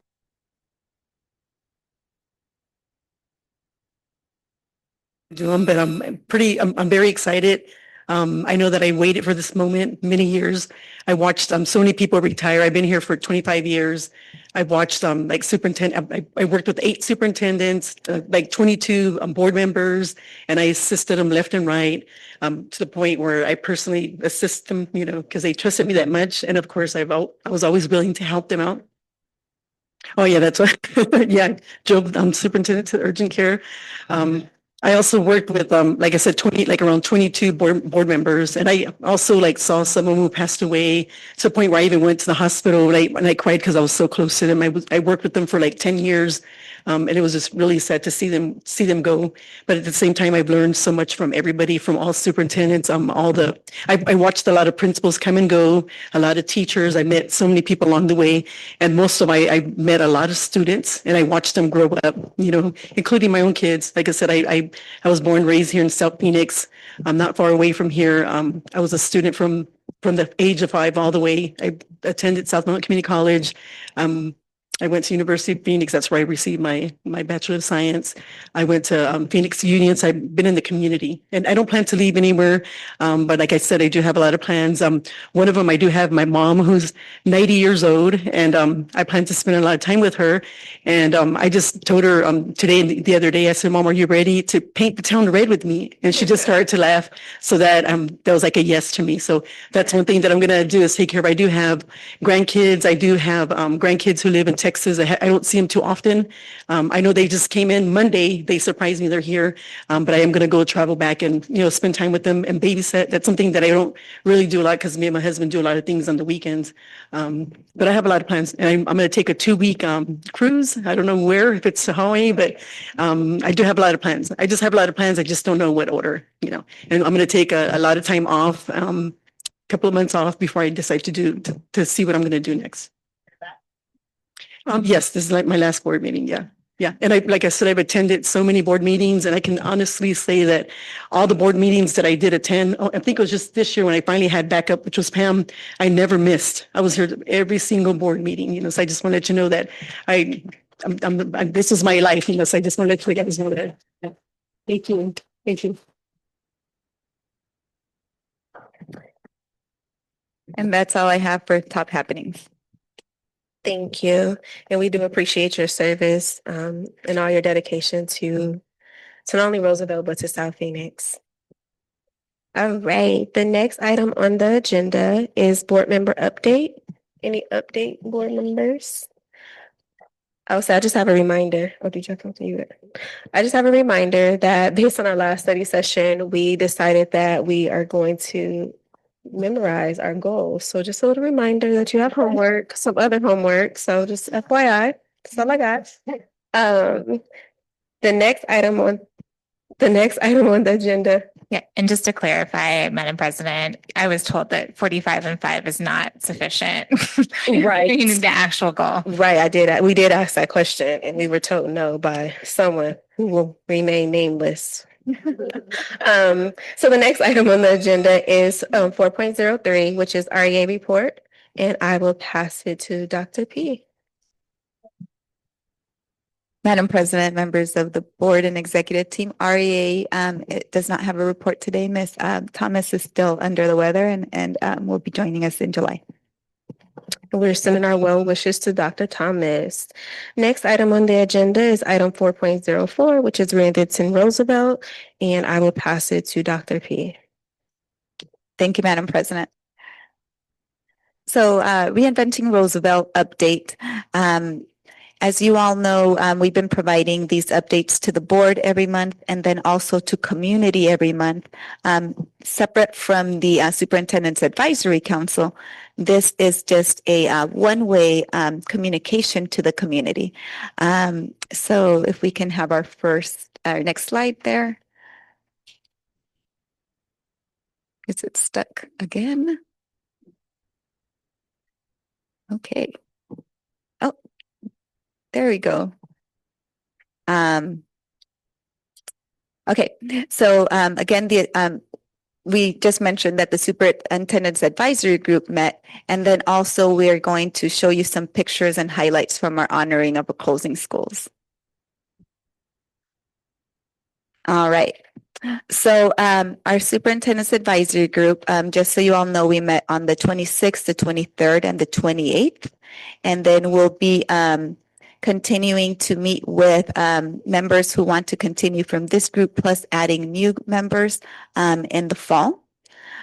We also are expanding our Superintendent's Advisory Group to include a parents-only advisory group, and then also a faith-based only advisory group, as well as a student advisory group. So we'll have our expansion of the advisory groups while still containing the core. And the next one is, thank you. We were able to have emotional and heartfelt opportunities to celebrate all of our schools that will be repurposed and that are merging with other schools. So it was bittersweet. So we obviously had a lot of alumni that came to these celebrations. They were very well attended. We did have news coverage that was also very positive at these opportunities to really celebrate everything that the schools have symbolized for so many generations of students. And then also we were able to share about what's next, right, for the students and how students are going to be able to benefit from our focus now on having less places to stretch our dollar around. But it was an amazing experience. I want to say at Davis, they had a really good DJ and lots of people dancing and having fun, kids, adults, older alumni. It was just a really, really fun event. And then at Lassen, they had the students interview previous alumni. So they had displays with photos and then biographies of the work that they've now dedicated themselves to and the accomplishments that they've had since they graduated. Alumni really loved that. They were all taking pictures next to their display. We also, of course, always go and pick fruit from the trees at Lassen, so that was really fun as well. It was a great opportunity, and then at Bush, there's not a picture there, but we were able to dip our hands in paint and then lay them on the sidewalk to leave as on a portion of the sidewalk to leave as for everyone that attended the event. Also, they did a great job and they had great hot dogs. And then I think that the celebration at Jorgensen, amazing again with their live band, all of the alumni. Alumni were actually playing in the band. They were able to have a lot of materials from the past, like we had old cameras from photography classes, old microphones, and lots of pictures of previous classes, lots of pictures of people walking around and taking pictures of the pictures. And then MLK's celebration was beautiful as well. They had a whole row of photos from the past. Again, lots of alumni and lots of previous staff came to all of the celebrations. It was amazing to be there to celebrate in community. And I think that was the last slide in the Reinventing Roosevelt. Right now, we're knee deep in actually moving things from one school to the other, and ensuring that we are doing all of the projects necessary to have the receiving schools be ready, and then also continuing the work of finding partners that are not only solvent but also in alignment with our values as we're looking to enter into agreements with potential tenants, right, to repurpose these buildings. We have selected the person who will who won the RFQ for the repurposing. So that person will begin then to start meeting with administration to create a schedule of visits that they'll and different mile markers that they'll have to be able to meet in order to ensure that whatever those repurposing of those campuses are, that we've also engaged the immediate neighbors, right, of those schools, since they are the ones that are going to be around the repurposed building. We want to ensure that that's something that they want to have in their neighborhoods. So when we are in a place of communicating that out, then of course we'll schedule out a presentation and update for the board along the way before it gets to the point where a board is going to be approving the leases. So far before that, that's kind of like the last part, right? That we'll have communication with board along the way as this expert consultant will be helping us make those plans. Madam President, this question is based on the comment about the RFQ, sorry, they won the RFQ. Can you tell us a little bit about that process? Did a request for quotes within an amount that we felt was we wanted to stay within the $100,000 threshold, because we knew that that's about how much we budgeted and we don't want to overspend, right? But also we looked at qualifications of people that have had experience with similar type of projects.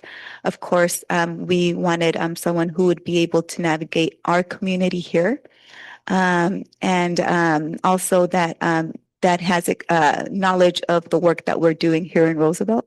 So based on a set of criteria then, and I can share that with the board as well, based on that set of criteria, we then selected that individual. And again, we'll have them come present just like we did with our other consultants that we've selected in all of this process, to come and present to the board and then share the scope of work with the board as well. Thank you, Dr. Portillo. Madam President, can we get that information? Yes. Thank you.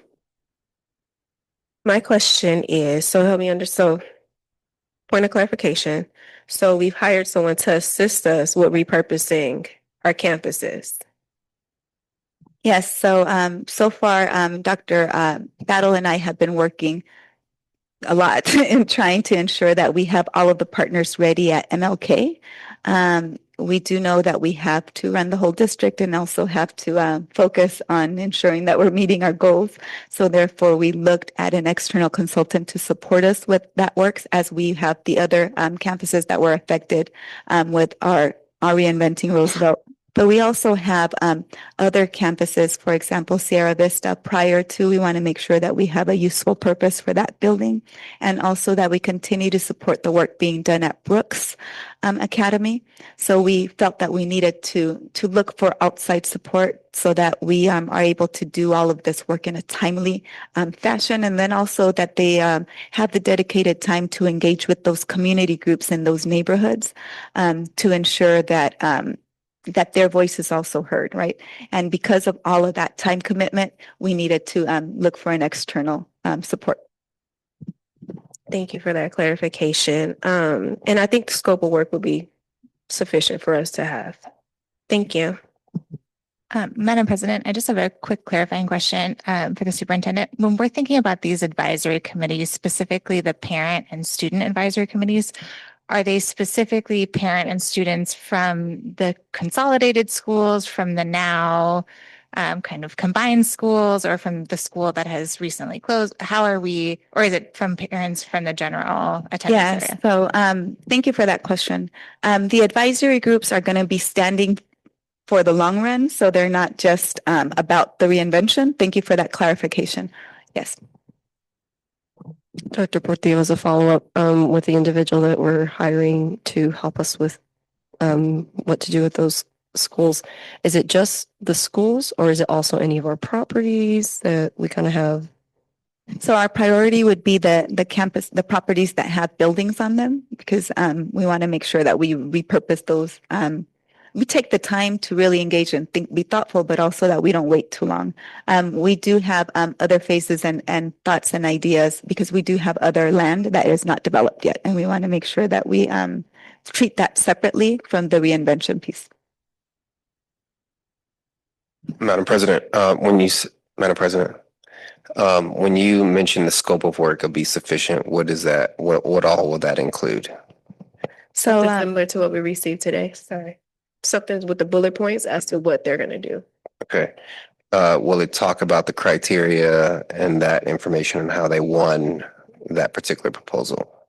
No, it will just have the scope of work. Okay. So I'm requesting the criteria.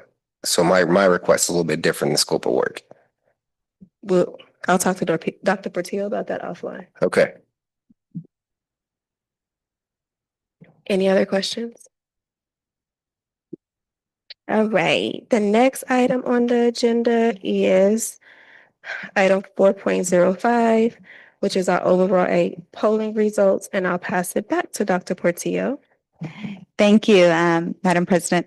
So as you all know, we have the board has directed us to start pursuing the process for override election this November. So part of that process included us doing a override polling opportunity. So we have Mr. Paul Bentz that's coming to the podium to present the results of, oh, and I think we moved the podium.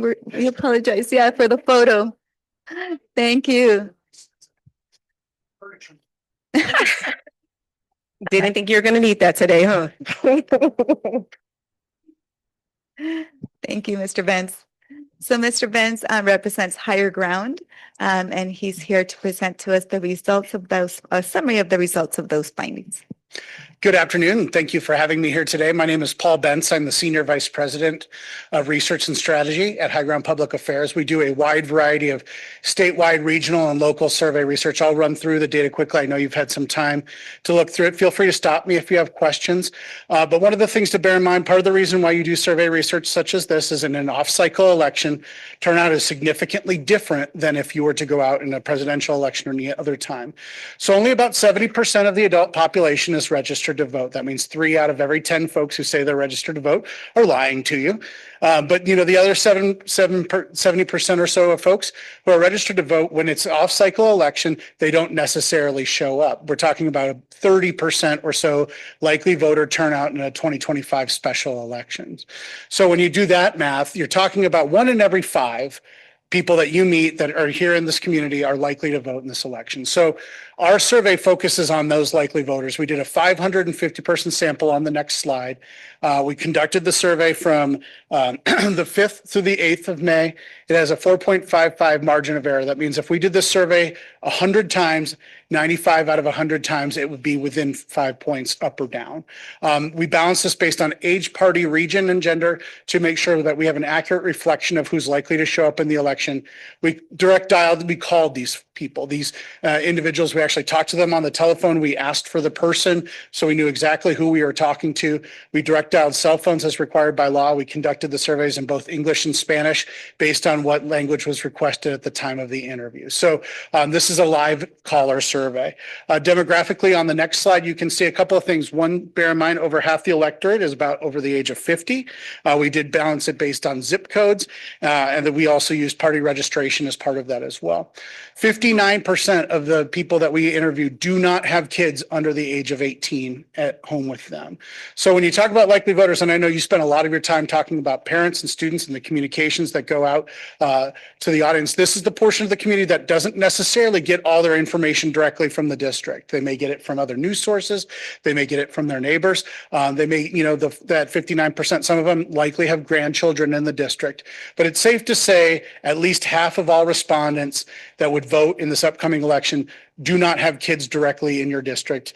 They may have had them in the past, but not currently. So they may not be up to date on everything. So just bear that in mind. The first question we asked on the next slide is, how much have you seen, read, or heard about the district? And you have 65% awareness. And I will tell you, compared to a lot of other school districts that we do, that's relatively high, nearly double a lot of the districts that we measure that are generally in the 30 to 40% range.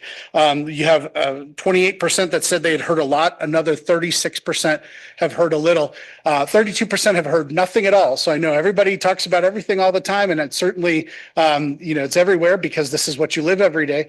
A third of your respondents did not even have really anything that they've seen, read, or heard lately about it. Part of the reason we asked that question is to go to the next slide, however, is to ask them specifically open-ended, what have you seen, read, or heard?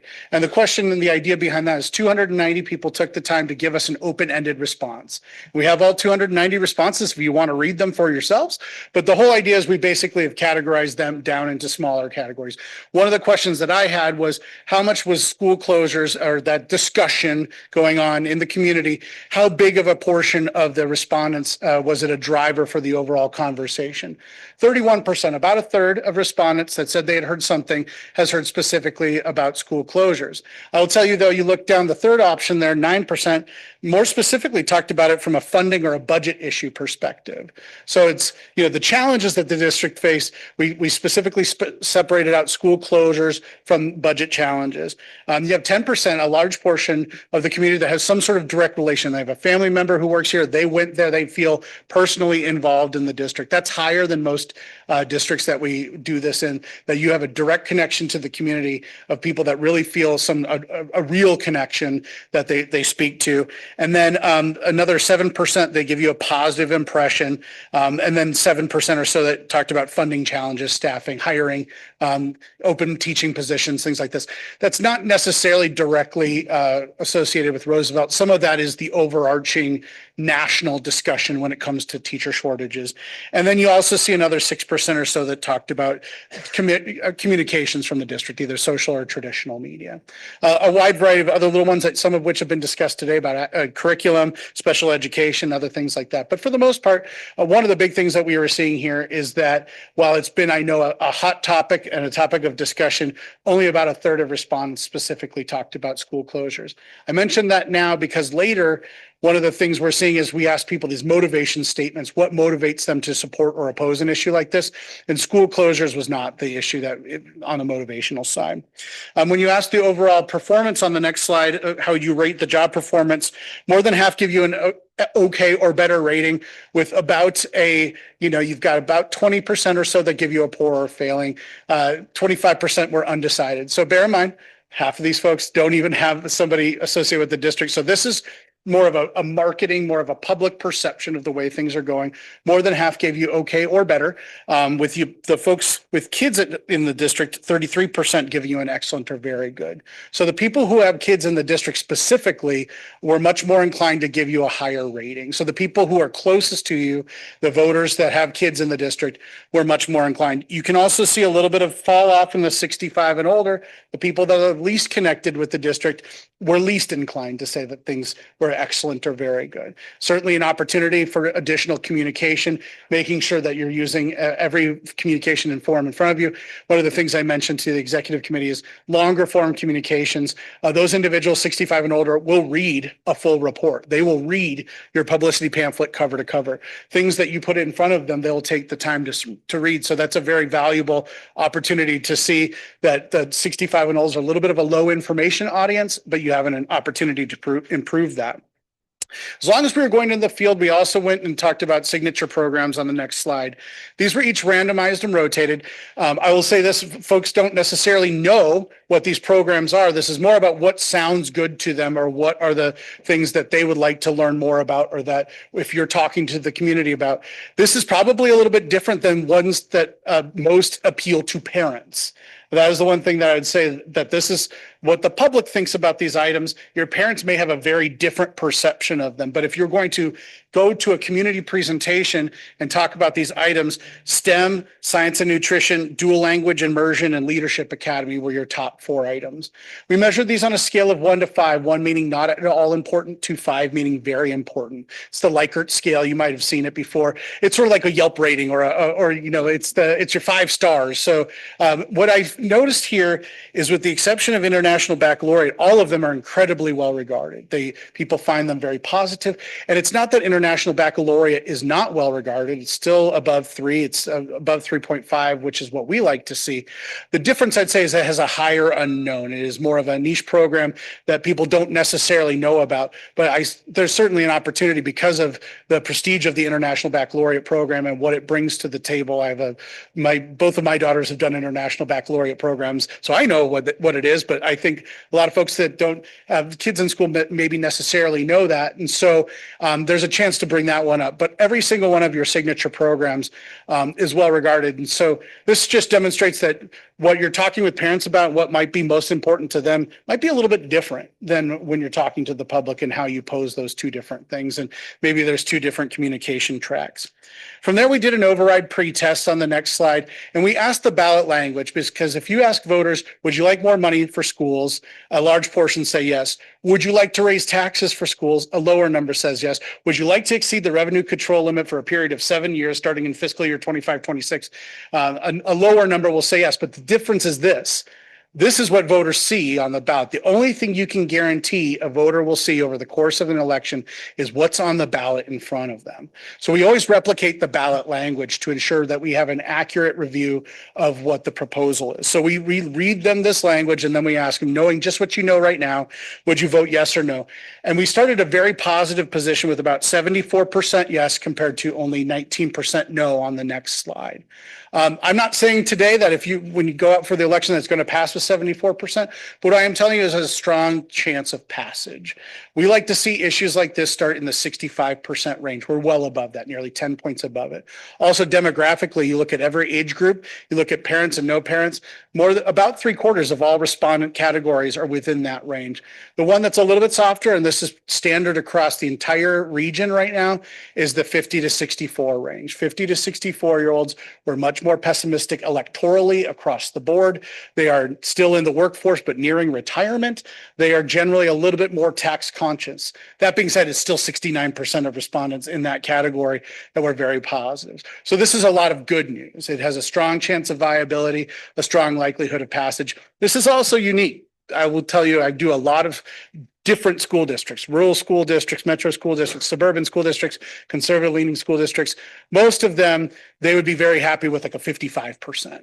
Maybe if they could get to 60. I like to see that viability at 65. We're at 73%. So it's a really good starting point. Certainly doesn't mean that you can, say goodbye and hope for the best until election day, but it does mean that starts in a very good spot. From there, we went to ranking override items, and we tested every variety because you do get those bullet points of what you list, what the programs are. So again, we randomized and rotated all of these different options just to get an idea of what rises to the top. Because one of the things that I found over time, for example, is a lot of school districts would lead with things like all day K because it started with A. They would alphabetize their bullet point list. And so you were leaving a lot of very valuable information on the table because that's not always necessarily, or art classes, for example. Art classes are well regarded, but when you look at that compared to teacher salaries does better. So just even the list, even you can decide all of these are well regarded, but the order in which you talk about them, the order in which you do the check marks, the order in which you even present this information. If you're going to leave someone with only 2 programs that would be funded by the override, teacher salaries and special education would be the top 2. But really there's several in that top tier of programs, and worth the discussion with the executive team about what the override proceeds communities are going to fund because you have a lot of very fantastic options that people find very positive. From there, we did some reason statements. And again, if I were to ask 550 people different reasons why they would vote yes or different reasons why they'd vote no, you'd have 550 examples to go through. So instead, what we do is we measure sentiment. We ask them some general statements and we ask them how much they agree or disagree with the statements. And in this case, the notion of high quality education was by far and away near universally accepted as, and I'll share this statement with you in just a second, followed by quality of life, and then followed by the notion of a well-rounded education. Those are the three motivating factors that people, they think every student deserves a well-rounded education. They think schools play an important role in the local quality of life, and they recognize that art, PE, and other special programs are really an important part of a well-rounded education. I point out and put them all on the list because we also test negative. And the reason we test negative arguments is because you don't go to the doctor just to find out what's right with you. You go to the doctor to get a full assessment. So you test the negative arguments as well. So we tested school closures. We tested that there's fewer children in the district because of charter schools and other things that are going on. We tested just an anti-tax sentiment. I'll tell you the one thing is there is a slight bit of election fatigue. The only issue that got even close to the line was that we just had an election last year and now we're going out for another election. Now, based on when the override's necessary, I think that's something that you can overcome. But it's the one issue. So when folks are complaining or they have concerns, and I know very vocal individuals sometimes come up with a lot of ideas, what I'd say is the one is just making sure to explain to people why it's important to go out for the override while it's a continuation. Because you do have the advantage that it's a continuation, not an increase. The language for that statutorily is a little bit different. And so that's why that's important. But so besides a little bit of electoral fatigue, and I've seen it much greater in other communities, we don't see some of those other ones that you probably hear given as reasons to vote no. They're not striking the same way. People would much rather, on the next slide, as I mentioned, talk about what students deserve when it comes to a quality education, when it comes to their quality of life, and when it comes to what it means to have a well-rounded education. So we do all of that to do a post-test. And in the post-test on the next slide, most of the time when we do these surveys, I would say 9 times out of 10, the number goes down because over the course of a survey, you give people additional information. Negative comments, even in a balanced presentation with positive comments, sometimes have the chance to decline the overall number. In your case, your number actually went up. It went up from 74 up to about 77%. That's a very positive overall number there. And in a spot where you look, even the 50 to 64 went from 69 up to 73%. And you've got over 84% of the under 29. So as I mentioned, demographically on the next slide, we have 59% of the respondents that do not have children under the age of 18 living at home with them. If you were to think of ideology as sort of a bell curve, with it being sort of an even, with the moderates being more in the middle, and even distribution, your community, as I'm sure you know, skews a little bit more progressively than the overarching community as the whole. And then when you look at it demographically, we also have about 39% of Latino descent, about 26% of respondents of white descent, 20% African-American descent, and then a combination of others. So that's a quick view. I know you guys had a chance to view that, so I'm happy to answer any questions that you may have at this point. Madam President, my question is a point of clarification. I think I did ask for the questions that was asked, but I didn't see them in my inbox or not. I'm not sure if that was able to get sent to me or not. But and I'm one of the only board members that asked for paper copies of documents. So please forgive me if I have this information. Did the question specifically get asked? Do you have kids in the district? We did not specifically ask if their kid attended the district. Okay, thank you. We asked specifically, do you have children under the age of 18 living at home with you? Thank you. Madam President, I have a question, a few questions actually. I want to make sure I heard you correctly because you were kind of like speaking fast at first. And you didn't have it in the presentation, but you did say the numbers. Were you saying that 70% of the adults in our community are registered to vote? Was it 70 or 7? Because I heard 7 at first, but then I heard 70. So I just wanted So 70% statewide are registered. It's like it's statewide. So just in general in the state of Arizona, about 70%, 69 point I haven't looked it up since the last Secretary of State, but just in general, about 70% of the adult population is registered to vote. And then if you project that an off-cycle election, given any given community in Maricopa County, ranges somewhere between 25 and 30%, but that's of registered voters. So turnout is 25% or 30% of the 70% of registered voters. I do have the voter registration numbers for the district. I just don't happen to have it. So this is just generalizing based on statewide with that. And then you're saying 59% do not have kids in Roosevelt, but that was not specifically asking them if they had kids in Roosevelt. That's just kind of making the assumption. Is that So what I heard? We demographically at the end of the survey, we said, do you have children under the age of 18 living at home with you? Because we can't, in the file itself, it does not dictate if somebody has a child or not in the voter file. For example, we don't ask a person their party or their age because they might be feeling a little bit more independent that day, or they might be feeling a little younger that day. So we actually, all of that demographic information is listed in the voter file attached to your name. We also know if you vote in elections or not. We don't know how you voted, but we do know if you vote. So we pick likely voters, people who have a history of voting in their elections, and then we balance it, use those demographics. Since we don't know if they have kids at home, we ask them that follow-up question.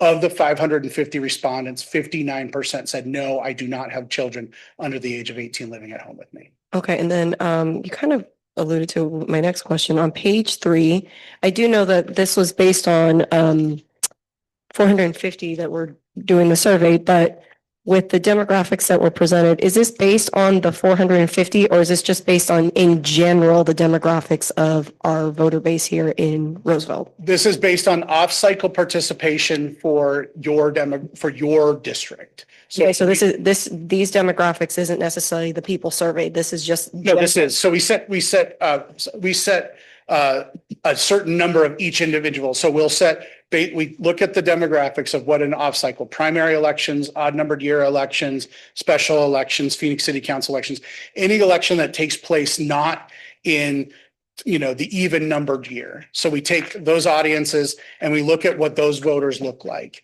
And then that gives us when you take an average of those voters, that gives you an average age, that gives you an average party registration, that gives you zip code breakdowns. And then we set requirements based on that and we call down. So if we call a 50-year-old that lives in this zip code, female, then we fill that slot. So this is balanced to reflect the demographics that we expect to show up in a 2025 election. Madam President, if I might, are you asking if the demographics reported are of the 455?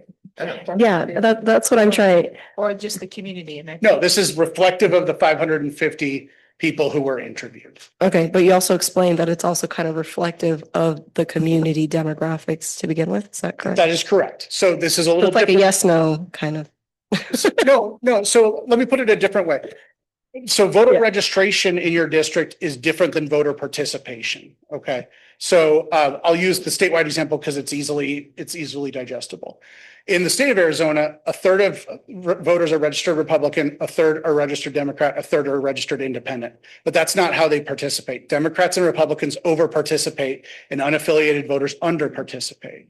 So we don't balance it a third because that's not what's going to happen. We base it based on what we expect to happen. This is an initial view. Now, if more parents showed up or if more younger voters showed up, that would be good for your overall numbers. But I never put that into my model because I can't guarantee that. I always base it on a view of what's going to happen. And then hopefully more people show up. I always want turnout to be higher.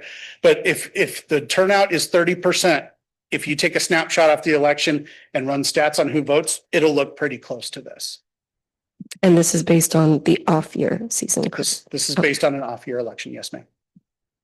And then, Mr. Benz, so what you did is then your target of those that you called mirror, then the demographics are the likely voters in the off cycle. Correct. So the answer is kind of yes, that it also represents the demographics of the 450 people that were contacted. So yes, we started with the pool of every likely voter in the area. We picked 550 people that match these demographics to make sure that they accurately reflect what we expect. So yes, this is the 550 people. are reflected. This is, if you take them, this is exactly what they look like. And it's meant to mirror what we expect turnout to look like. And then 450 received contact or participated in the survey then, because you said 550, but then we have 450 in the packet, or is it 450?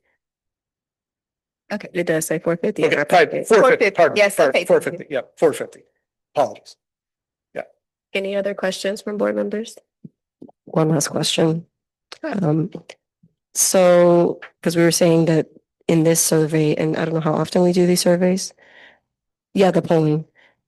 Every election? No, only when we're going to go out for a bond or an override. Okay. Our Okay, election. so with that, since Dr. Butts brought up that there was no direct question of do you have children enrolled in Roosevelt, would that be for consideration for a future polling? Could that be a possibility? Absolutely, we certainly can ask that question. I've asked it in other areas. You would be surprised with the number of individuals, respondents that don't know what school district their student goes to be honest. There's actually a pretty significant portion of people. I just did a survey in another community where everybody who was polled was within the district, and about 30% couldn't identify what district they lived in. So yes, we can ask that question in the future for sure.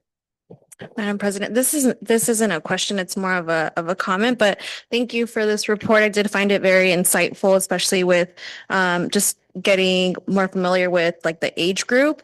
But I even think that it's telling. I mean, like Marisela, you're retiring, so we would love to also continue this relationship with you. Just because you're retired, you are a valued member here in Roosevelt. So we would love to just, and this is just open to now the community, not just because you don't have a child that attends our district doesn't mean that you can't be involved. So we would love to continue that with you. Well, I did have one question in mind when you're asking if they had a child under the age of 18.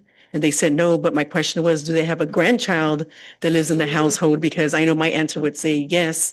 And I know there's a lot of community people who do take care of their grandchildren. So that would be something that they can include. So the specific question, just so we're all on the same page, is do you have children under 18 living at home with you? So I have added in other communities, do you have children or grandchildren living? So, but I didn't say your child. I just asked, do you have children? So we've found that to be viable in the past. But I will say, I mean, to have 38, almost 39% of respondents have children under the age of 18 at home with you is 10 points higher than any other school district that I poll. In fact, it's almost 70-30 everywhere. If you look at a statewide sample of likely voters, it's 25 to 30% have kids under the age of 18 at home. It's just, overall, the people who participate in elections, they trend older. Older voters show up. It comes down to who shows up around them. So in the presidential election, when it's high, more younger voters, more parents show up. But the rest of the time, when it's not, when the president's not at the top of the ticket, the voter turnout's down because the senior population votes and very few others do. And I guess my final comment would just be we need to do some work with targeting our older population or our population with no kids. Thank you so much for your presentation. Thank you. Next item on the agenda is the proposed budget, and I will pass it to Dr. P. Thank you, Madam President. So we do have a presentation for the proposed budget. We are also, what we're requesting is approval to be able to continue the work on with the proposed budget. And then also we have to post the proposed budget. So we're also, again, once action has been taken today, then we'll be able to do that necessary posting in preparation for the July budget presentation and budget adoption. Madam President, governing board members, Roosevelt community, 6 or 7 other people. So here's the budget, proposed budget we're going to do. Just so you know how this works, we do the proposed budget now. We'll do an adopted budget in July. And then after that, you'll probably not see anything till December, but you'll see another budget update then, likely another budget update in May. So this isn't the end all, this isn't the be all. And realize the main assumption here, if you can go to the next slide there, Nate. ADM, right? Right now, our OLR is only showing about 60%, 66% of our ADM from this year. So right now, I would expect if I had to just run the numbers, we're looking at a $30 million decrease. I don't think that's real, right? We're not expecting that in the real world. But right now, I'm running this on this year's ADM stays roughly constant. If that doesn't happen, if we drop 1,000 kids, we've lost millions of dollars, right? But we can only make so many assumptions. So based on our best knowledge right now, we're assuming that our ADM stays constant. So if you look there, we going from this year to next year, we're at a little bit of a decrease there, almost $1 million. But realize that was a bunch of one-time stuff that we put on the end of that revision 3. So we just that revision 3. I said clap. We had $800,000. Well, we don't have it anymore. So next year, don't clap anymore. But so we don't. We're going to lose about $800,000 going into next year. Our reserves, though, here's the positive story. We underspent a little bit this year. A lot of that was, again, that revision 3, right? We upped that $800,000. Well, we didn't have a plan for it. It just happened. So we go, great. This goes into our Bakey Bank. But the other stuff with some of those adjustments we made in the year, remember, we canceled all the travel. We took a big look at that. We had that increased ADM as the year went on from August to January. So yeah, we have a pretty good story there on the reserves, about $1.5 million for M&O. You go to the next slide there. On capital, all kind of positives, right? So we're just really, you would have seen an increase on the M&O had it not been washed out, but just kind of a moderate increase, but it washed out with that other negative. But there's a slight increase because of the override amount. It's just based on how the numbers work with the percentages and stuff. It's not that we expect more students. It's just based on the budget or the, what do you call it? The RCL. But then on the reserve amount, we're increasing that quite a bit. What that means is we're just not spending our capital money. It's been one of those things we've communicated quite a bit. I know Dr. Battle has communicated a ton with and had pushed Nate and Bob and trying to get us to figure out what can we do with our capital. We have the bond, we have the capital money here. So we have a lot of money to do stuff with or buy stuff with. We can't get people with it, though, is our problem. So we're really trying to figure out what kind of stuff we need for the district now. So we're looking pretty good there. But really, that's the whole story. Not two different numbers, but like I said, right now it's I dare say somewhat hopeful in that we keep our ADM from this year. So we'll see how the next month plays out with our OLR. I'm not expecting it to be a huge deal. If you look at last year, OLR fixed itself in August. We were doing okay, and then it jumped up 2,000 kids right at the start of the year. Ideally, this happens again. That's kind of what we're expecting to happen. But we're going to try to drive that as close and as early as possible. And that's really all I have. Is there any questions? Oh, I just want to add back on the capital. One of the things that we are being very careful with is we have these uncommitted funds. We also we have been adding a lot of curriculum along the way, right? Most of which is paid through capital funds. And we are being very careful to not add too much more curriculum because we have a lot of new curriculum. And our teachers have a learning curve. They have to learn all the things. So also we're just being very judicious in what we spend the money on. So we do see that we have uncommitted funds. It doesn't mean that we don't have needs that we can fill with it, but we are just being very thoughtful and careful in what we execute. Again, trying to make sure that we don't do too much. And then also, I know it's unrelated, but on the bond side, we do have now our bond manager, who's right here too, Gabriel, who's also able then to support us in expenses that we will now be able to pay for out of bond. But as we think through some of these capital projects now, though he will be primarily focusing on bond, then he will be able to relieve some of that off of Bob, and then Bob can focus more so on the capital projects.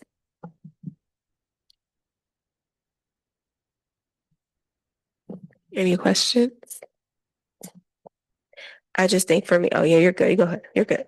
I already sent y'all some things I want you to consider when you come and bring us the budget and we have a more in-depth conversation about it. So I just want to name that.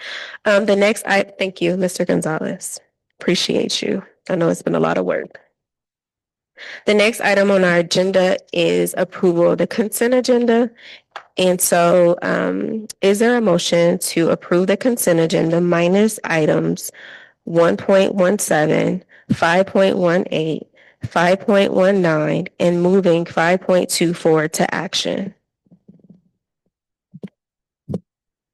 I think I heard you say 1.17. 5.17, sorry, you. 17 through 19. So moved. And 5.24. To action. Yes. So moved. Second. All in favor? Aye. Motion carries. Next item on the agenda is item 5.24, which is the 2025-2026 Superintendent Guardrail and Interim Guardrail. So I'll pass it to Dr. P. Thank you, Madam President, and members of the board. The superintendent guardrails item is posted on the agenda. And they are, let me see here. Are you able to go to the agenda, Nate, and then click on the superintendent guardrails? If not, if you give me sharing privileges, I can share. And board, you do have the handouts. I don't think they were attached on board docs, FYI. You put it up. Oh, thank you. Thank you.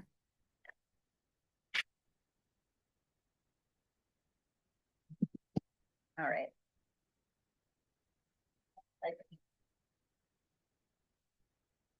All right.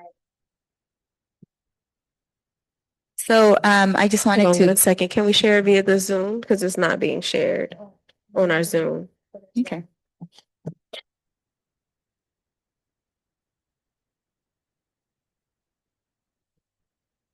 Can you elevate Dr. Battle to a panelist? Okay. I'm not gonna say her name. I don't say her name.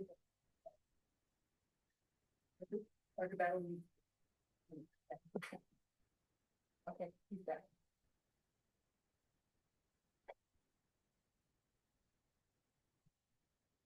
Thank you. I just wanted to quickly go through what the changes are. And I believe we have the red lined in the executive content of the board agenda as well. So board is able to see the red line version. But if we look at superintendent guardrail number 1, let me see if I can, there we go. In superintendent guardrail number 1, the previous interim guardrail number 1.1, interim guardrail number 1.1, was about sharing financial information with board members beyond the statutorily required presentation to creating a standardized communication protocol that you receive every month that reflects enrollment and then also the protocols. And you know what I can do? If we is I can share the red line version, if you allow me. Yep, thank you. I'll share the red line version here. There we go. That's better. So now,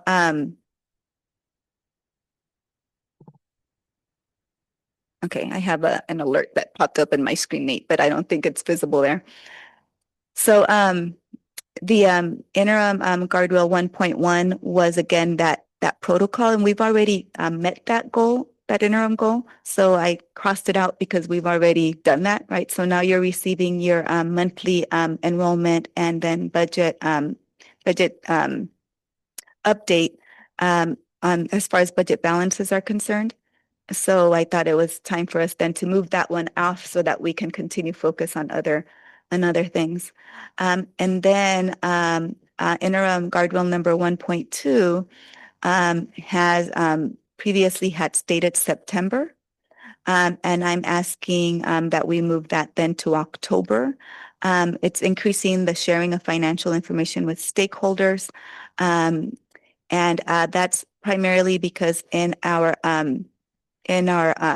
progress monitoring calendar, I wanted to be able to tag along with you all when you do your two-way communication. I want to tag along with you, so that's why I wanted to move that over to October. And again, this presentation would be just an update biannually for the community that has and we can do it through newsletters, especially knowing that we have older community members now. We want to make sure that they get access to it through email. We can post it on the website. And then also we get a lot of traction from our recorded presentations that we do. So I want to make sure that we just have go beyond the statutorily required hearings and budget worksheet that Mr. Gonzalez has been presenting to something that's a little bit more involved. And same thing then with interim 1.3. I'm asking that we move it to October. And then that leaves us with interim guardrail 1.4. Wanting to move that away from October to December just to pace our work because we want to make sure that we are also communicating with our students. Right now, we don't do a budget presentation for students, so we want to add that one. But I do need a little bit more time to space out that work, so I want to ask to do that in December. Now, in creating these changes to the guardrails, again, the interim not to the guardrails, because I'm not proposing changes to the guardrails. Those changes would need to be approved by the board. The interim guardrails do not need to be approved by the board, but I do want, of course, your input, right? Something that I'm also considering is, and why I've asked that you pull the item rather than approving it today. Mr. Gonzalez and I were talking, along with the rest of the executive team today, about the possibility of adding an interim guardrail that focuses primarily on compliance issues. So we know that these guardrails are more so about ensuring that we are communicating. Are we within budget? Are we overspending? What major categories are we spending it in? What ideas might people have or input regarding how we're spending our money? But also there's another important piece that we are really focusing on as a district, and that's ensuring that all the compliance pieces, the operational pieces are being handled. And it is something that we're highly focused on. So in communicating today, knowing that that's going to take a systemic change, not only in the finance office, because they process the work, but really we need to do a lot of alignment within how our campuses are complying. We thought it would be important then to help move our organization forward by naming a guardrail that is specific about compliance. That's why I wanted to pull it off so that I can engage you in first of all, knowing how you feel about me moving to adding a guardrail about compliance and finance. And then also being able to have the next few weeks to bring it back to you for approval with an interim guardrail that has to do with compliance. Madam President, just two things. One, just to clarify, you're talking about an interim guardrail related to compliance. And then I think just the thing that's coming up for me, Dr. Portillo, and I'm curious to see what other board members think, is what we already have here feels like a lot for interim guardrails, and the compliance work feels critically important. So to me, my reaction is less about should we do that and more about what do we need to take off to be able to do that work. So that's just what's coming up for me.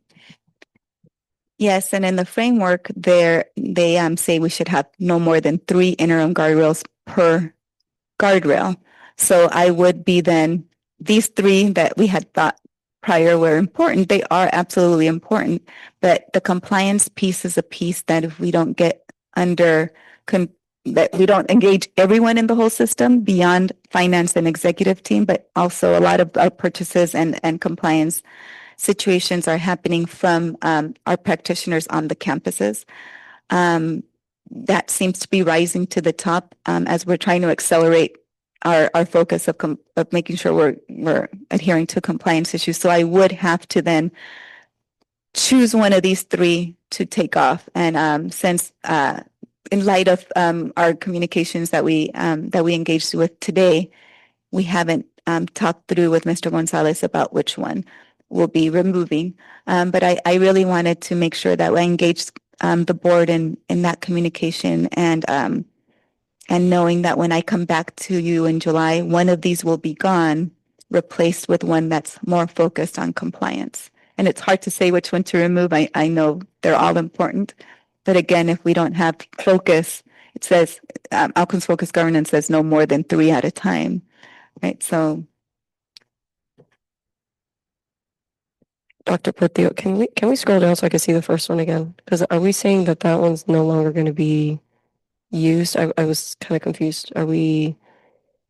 so this is from this current year that we're in. So as we continue, we've already met that one. So that was easy to remove. And then I thought, okay, now we have 3 again, right? Which is what our goal was, to reduce it to 3. But in light of our conversations today, I think we really need to switch one of the remaining ones to be about compliance. So to follow up with that, I still think, yes, we have met that, but this should be a continual. So is that what compliance will also kind of include, is making sure we are compliant and being like financially transparent with information? Okay, that's where I was my concern. Because I'm like, I think we should be doing that all the time. Yeah. No, we'll continue to do it, but we've already established that. So we've met that one, right? We'll continue to do that monthly report, but we've already established. And then of course, check in with the board. Is there any changes that you would like and how that's communicated to you?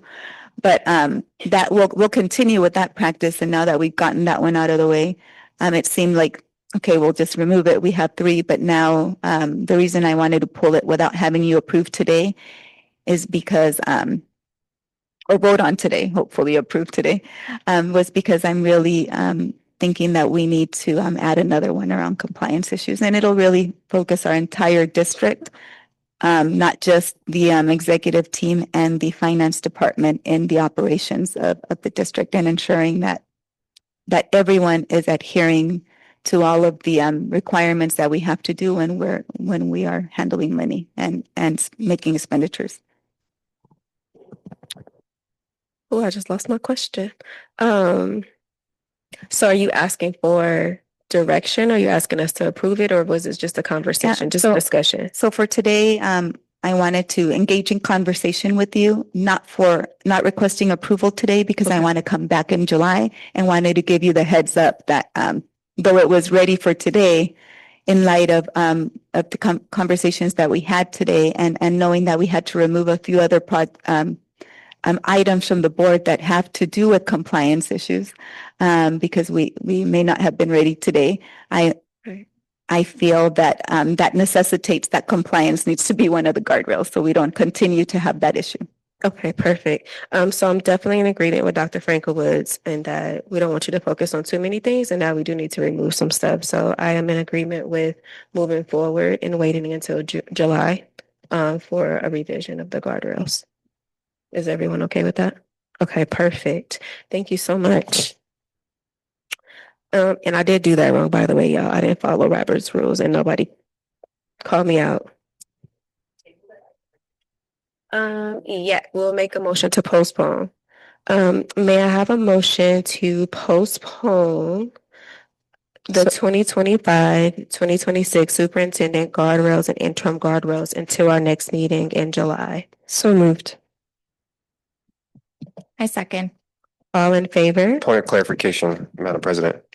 My understanding is that we voted to remove it from the consent agenda, right? Correct, for action. So we moved it to action. Yep. So now we have to take an action. That's why Maricela reminded us that we have to take action, because we moved it to action. Thank you, Madam President. You're welcome. So there's been a motion. There's been a second. All in favor? Aye. I got you. Motion carries unanimously. Having concluded this meeting, is there a motion to adjourn? So moved. Second. All in favor? Aye. Meeting adjourned. Have a great evening.